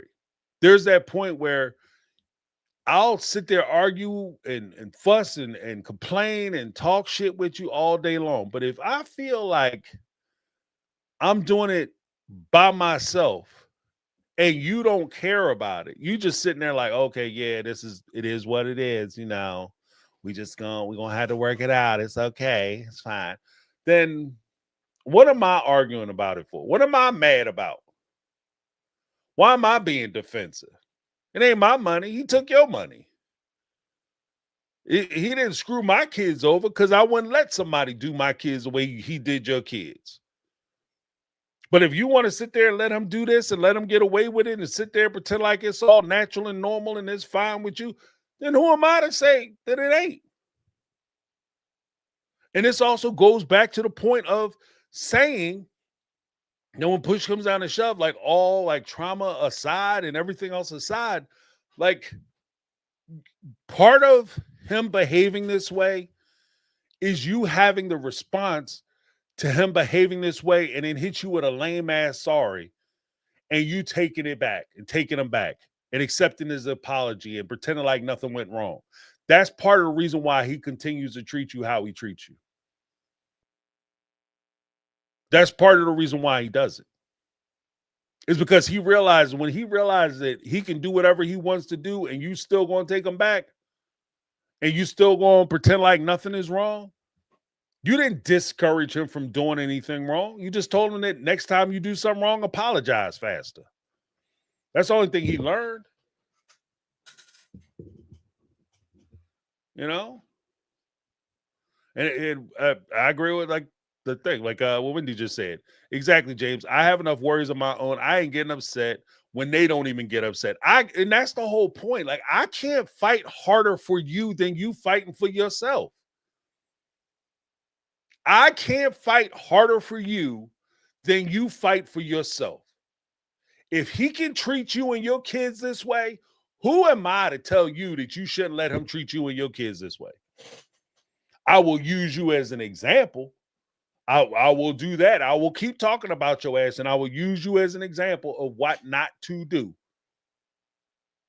Because I wouldn't want my daughter being treated like this. I wouldn't want somebody with my daughter treating my grandkids the way that Cody was treating you and your kids.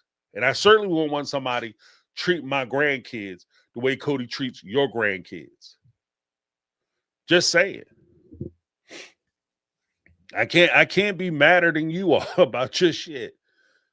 You know, it's not good for me. It's not good for you. And there is a point too where, even as a friend, I recognize the fact that if you are friends with somebody and they have a partner that doesn't treat them, I'm not saying like the physical stuff, or if it start getting crazy, then, you got to do what you got to do to stop that shit. But I'm saying like, if they just don't pay attention to you, they ignore you, they neglect you, they don't meet your needs, that kind of thing, and you're okay with it, you have to conduct your relationship how you conduct your relationship.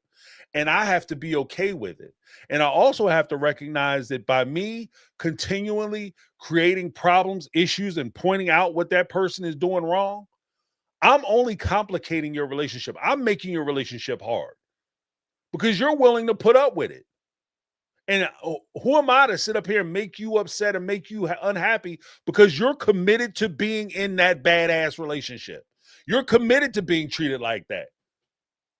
And all I'm doing is making it harder for you. So as your friend, I need to fall the frick back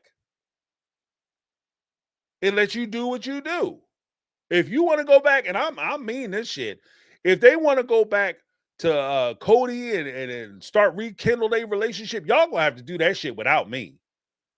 I'm tapping clean the hell out. I'm tapping out. And don't take that as a threat. You live your life however you choose to live your life and be happy. But I'm not going to sit here and watch it. I'm not going to sit here and support it. I'm not. So just saying, like that's crazy to me.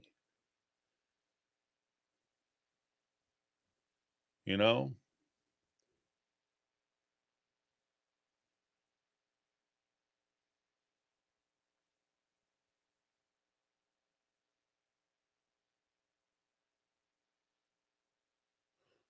Wait, what's this? Who's Angela? Angela. Who's Angela?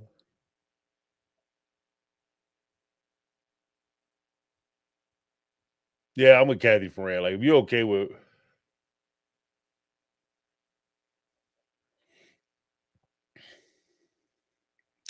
well, to be very clear, Whether I cover Sister Wives heavy or I ease off of them or not, this will still keep going because I enjoy you guys. And like I said, you guys kept me going in the Sister Wives longer, probably far longer than I would have if left to my own device. If left to my own devices, I might have tapped out of them a little bit ago. Because I don't like the idea of if you're going to subject yourself to mistreatment. I can't say the A word, but we all know what I'm talking about because we're grown folk. If you're going to subject yourself to being mistreated, part of me understands that I can't save the world. This is a hard lesson that I learned early on in my life, but I can't save the world, right? As much as I may want to, and I may try, I may say what I need to say, whatever, I can't save everybody. And for my own peace of mind and for my own sanity, I have to recognize when I can't save somebody, because you can't save her because she don't want to be saved. From an American poet. You can't save her because she don't want to be saved, right? And I need to step off because I can't sit here and watch it. I can't support it. And I can't sit here and go along with it and be the silent co-conspirator or cohort to this going on. I can't sit there and be like, oh, okay, yeah, that's cool. I mean, that's just the way they was raised. I'm not doing that shit. I don't care if that's how you raised. I don't care if that was your culture or how you grew up. I mean, I'm not going to sit here and watch you get chin checked and then be like, well, that's just, that's how you know they love them. That's the way they was raised. That's how they interpret it. I'm not doing that. I'm not going to do it. I'm not going to do it. And watching her sit there and have those feelings like you're going to take them back. It's your life. You do what you got to do. But that don't mean I got to support it. You understand what I mean? I don't mean I got to support it. And would it be easier for, maybe for your kids and stuff if you guys got back together and you try to reform the family? But even then, like you trying to reform the family, like in the words of what's his name? Again, from my childhood, YouTube is my time machine. A couple others. You trying to reform like Voltron. But you don't have lines. You got broke down pussycats. Like, because Robin did not look like, when they asked Robin, what if Cody tries to get back with him? Or are you open to that? She looked like she was ready to shit a cow. Sitting on that couch. She looked like she would have got up there, would have been a kitty cat sitting there. Like she looked like she was broke. What? Come back into this family? Oh, hell no. Hell no. I just say that shit. Like that's what I was waiting for her to say. Like I just say that. I ain't trying to live that life. I ain't trying to share no husband. You know what I mean? I'm trying to send him places where he ain't going to go do nothing. Like if Mary want to come back, cool, because I know Mary rolls his stomach, but I ain't trying to send him back to one shot Janelle. Break them off nail. Like, are you crazy? I ain't trying to send them back over there. With toe curler. Sure, Jan. Trying to get some of that, nope. So yeah, I don't, even Robin's not playing that shit. So I don't know what y'all talking about. You're crazy. But I tell you what. I'm going to do some short form videos about this particular episode.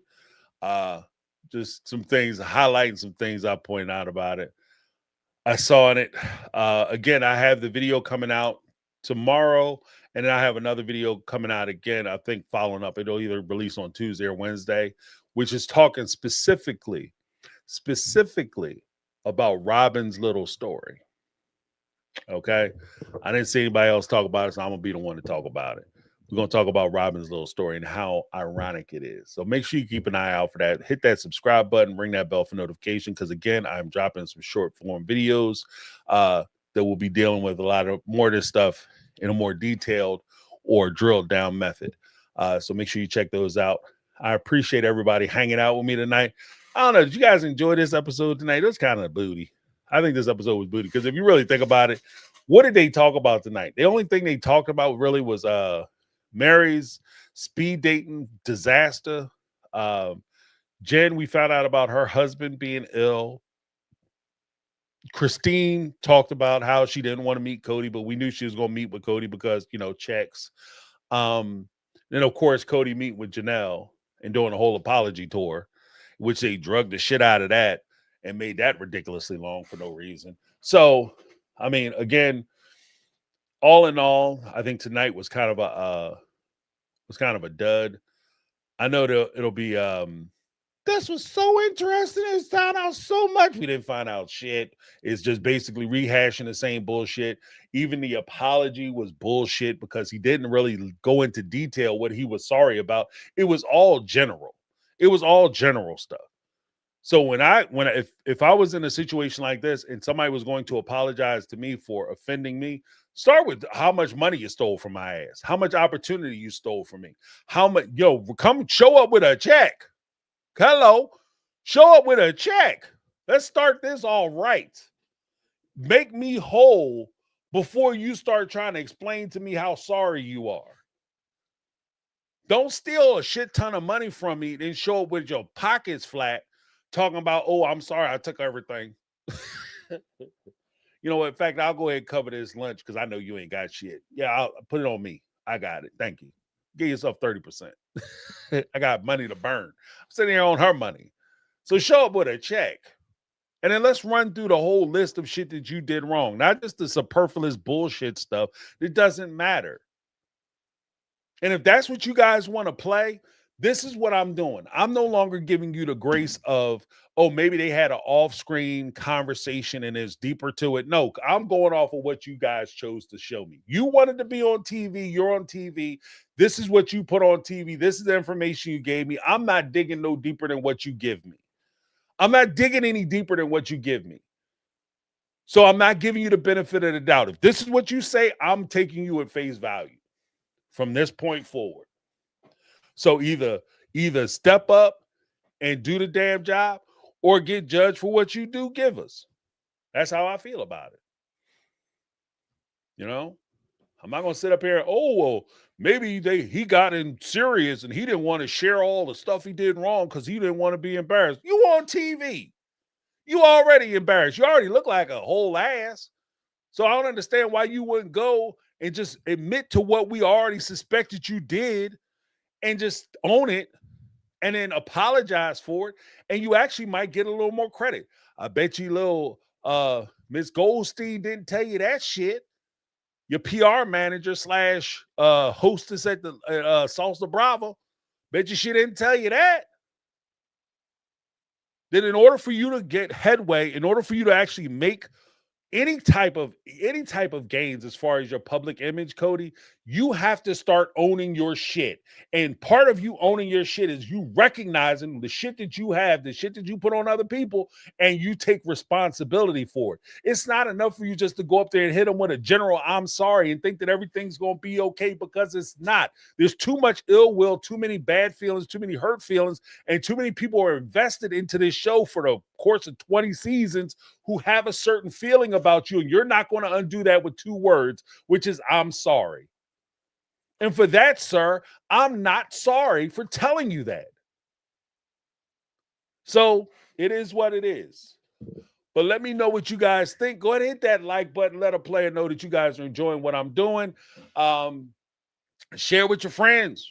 Tell them that we're doing short form videos again. So if you like James's take on reality, make sure you hit that subscribe button, ring the bell for notifications, and watch the videos. And give me a little comment. Let me know what you think. Let's have the conversation. But before we go, let me give a shout out to our newest member of the My Take on Reality family and membership club, Elaine Gregerson. Appreciate you. Then we had, of course, we had comments from Megatron in the house. Megatron had to say something. She's like, Megatron ain't she ain't no shy, weeping willow sitting in the corner trying not to be noticed. See, and that's the whole shit too. If I go out, and I don't know why Mary even went out with a friend who was just going to sit in the corner and be quiet. If I go out, especially if I'm going out with a friend, I'm trying to have fun with my friend. We getting turned up. We having a good time. Right? I don't give a shit. And my whole thing is, even when I was single, I was like, I don't care if I meet somebody. I'm going out to have fun. I go out to have a good time. And if I meet somebody while I'm having fun, that's even better. But I'm not going to go home like, oh man, it was a terrible time because nobody came up to me and tried to talk to me and stuff. Oh, I didn't meet no girls. I didn't get no digits. No, I had fun. And then miraculously, because you are, like I said, if you are having fun and you look like you're fun, people will be attracted to you and come over to try to figure out how you having so much fun. How you getting all this fun here at a discounted rate? I mean, did you pay extra for the fun? Did you bring the fun with you? I got to know. That's how you have even more fun. Because then you wind up meeting people who are looking to have fun and people who are fun. And then that just increases the fun. But nobody has fun sitting in a corner. I'm going to sit here and just look angry because that'll make people come and want to talk to me. The fuck out of it. Nobody want to talk to somebody who look mad. I pay, especially if I paid a cover to get in here. If I paid to be here, I am not trying to entertain nobody else. Oh, I feel blue. Well, you can feel blue by your damn self because I paid green to get up in this joint, and I'm gonna walk out of here with a smile on my face. And then, you can take your problems home. Tell your story. Walking, son. Megatron, we got to recognize Megatron in the house, dropping thunderbolts. Then, of course, we had Betty Aldridge. Megatron, don't forget to send me that email. mytakeonreality@gmail.com or mytakeonrealityquestions@gmail.com. Betty Aldridge in the house. What's up? We had Brittany, not Brittany, Jody Pierce, Skylar OG, Triple OG. We had Raiders Ma. You know she living down there, living La Vida Loca. Raiders Ma in the house, son. She said, I feel this with my soul. Those two barely made it to the parking lot. She said Janelle was getting it in with Cody. She ain't playing. See, that's that grown folk logic. She's like, we know what time it is, Jay. Carmel Cuties in the house with the got the Mega Mind squad up in there. So of course, we had Sydney McKenzie. Okay. We had Michelle Woods in the house, as well as Brittany, not Brittany, another OG, Triple OG, Mega Mod Squad, Playboy, play up in here. Then we had YouTube is my time machine, OG, Triple OG, Ty. Ty, Ty is he in the house. They ain't playing around, ain't taking those shorts. Then, of course, we had Bria James in there, dropping them gems. And then, of course, we had Lizzie B, who gifted One My Take on Reality membership. Thank you so much, Lizzie B. That's a trifecta of the Mega Mod squad in the house showing love. Of course, Brittany, not Brittany, Carmel Cuties, and Lizzie B, who just gifted One My Take on Reality membership. Make sure that if you have a membership that you to join us on Saturdays at noon Eastern Standard Time, where we have a full panel where you guys come up and we have a full-on discussion. Sometimes we talk about sister wives. Most times we wind up talking about all kinds of stuff. It's fun. It's fun. It's a good time. Very informative, a lot of fun. But thank you so much, Lizzie B. Let me give you a little something. Where is my something's at? Something's trying to hide from me, Lizzie B. It ain't right. But thank you so much, Lizzie B, for your support.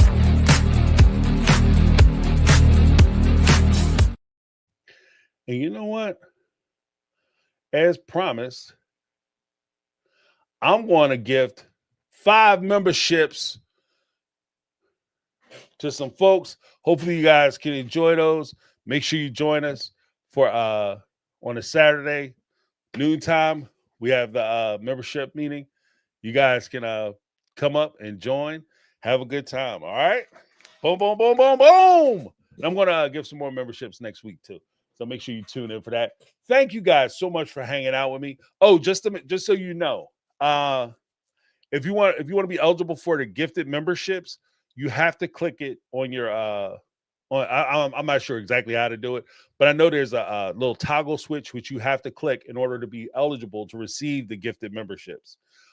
So we don't have any control when we gift the memberships, whether it's myself or Lizzie B or anyone else who gifts memberships. We can't determine who gets memberships.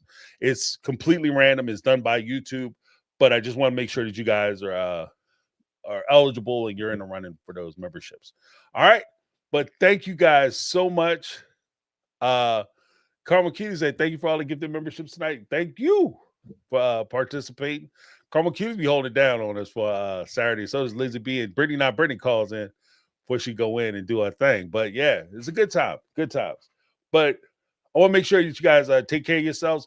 If I don't get a chance to talk to you before the holidays, make sure you take care of yourselves, guys. Do what you got to do. Take care of your family. As talked about earlier with Michelle Woods, we got to make sure that we take care of our people. We show them respect, love while they're here. Give them their flowers while they're here, because there's no guarantee, there's no promise that you have that people will be around long-term past what, oh, I'm busy this week, I got a lot of stuff going on. Sometimes people make it, sometimes they don't, and we want to make sure that we take care of the people who take care of us, who supported us, who we love and cherish, and show them those flowers, give them those flowers while they can still smell them while they're still here. Right. And especially around the holidays, I know things get kind of hectic, but let's just face it. It's just another day. It's another day. It's another opportunity for you to be able to spend time with your loved ones. And granted, it might be a time where everybody kind of sets it aside and they all do it as a group, and everybody understands that this one day will be the day that we all get together. But every day is an opportunity for you to do that. It doesn't have to be Christmas, or it doesn't have to be Thanksgiving. It could be a random ass Wednesday, or a crazy ass Sunday, or whatever the case may be. Just sit down, have that conversation, pick up, have that phone call with that person you've been putting off that phone call. Because if they're gone and they're not here no more, you will regret that. So make sure you take every opportunity to give that person that you care about that call, that text, that, thumbs up, that smile, or whatever. Just let them know that you're thinking about them. All right. Per usual, I hope everybody had a good time. Kathy Fran said, family is my priority. It's a good priority to have, because like I say, everybody gets so worried about like, oh, I got so much work to do. And we so willing to sell our souls and give our time to some employer to make their life happy and make their dreams come true, while we sitting there trying to figure out how we going to put food on our table. They sit in a mansion or they resort or on a private island, enjoying the shit out of their family. Right. And I've always been blessed to understand that when push comes down to shove, at the end of your days and at the end of your time, you will never find somebody who is sitting there on a bed somewhere ready to breathe their last breath and say, I wish I sent out that last email. Ugh, not a thing. What you're going to say is, I wish I took another 5 minutes to hang out with my kids, or give my husband or wife a hug, or give my kids a hug, or tell somebody I love them or how I feel about them. That's what you're going to miss. So make sure that, like Kathy said, you keep your priorities straight, because, your job will be fine. Hell, I've had jobs where honestly, I could be working my ass off. I had one job, story told. I had one job. I worked this job. It was a Thursday. I went on, no, it was Wednesday. I went in.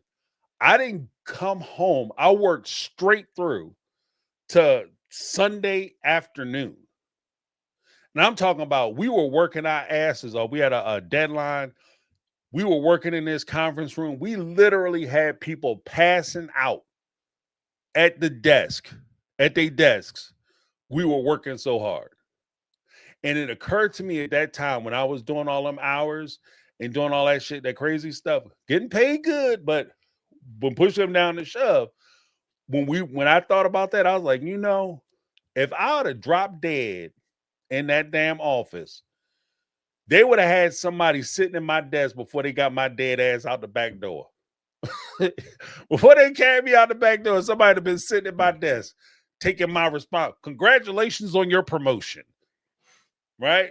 So yeah, your health, your wealth, your health is your wealth, and your family, priceless. So take care of yourselves, enjoy yourselves.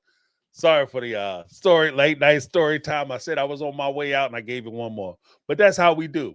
We like to exceed expectations. But thank you guys so much for hanging out with me. Again, big shout out to the Mega Mod Squad for keeping everything tight in the chat. I wouldn't be able to do half this stuff without them. So big shout out to Lizzie B, Carmel Cuties, Brittany, not Brittany. You guys are huge help. Huge, huge help. and completely irreplaceable. I don't even know how I could do it without you guys. And a big shout out to everybody in the chat and everybody who supported the channel, because again, you guys keep this channel going. You keep this channel fresh. You keep it fun. You keep it lively. You keep it safe. And it's a cool place for people.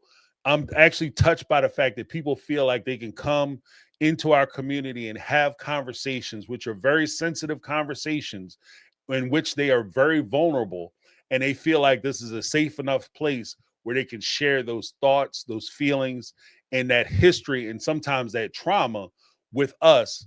And I appreciate you guys just for that. So let me give you guys a little something. Everybody, a little something for that.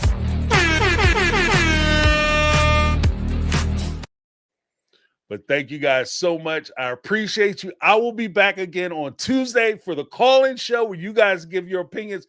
I'm so looking forward to hear what you guys had to say about this damn season or this episode. And if you want to talk about something else, that's fine too. But call-in show will be this Tuesday. And of course, we have the speakpipe.com/mytakeonreality show live on Thursday, where I respond to your SpeakPipe messages and we all listen to it as a group. That's a fun live too. So make sure you guys take care of yourself. See you on Tuesday. If not Tuesday, maybe Thursday. If not Thursday, hopefully maybe next Sunday.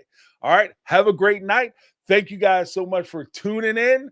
Again, my name is James. That's my take. And this has been my take on reality. And guess what, y'all? I'm out.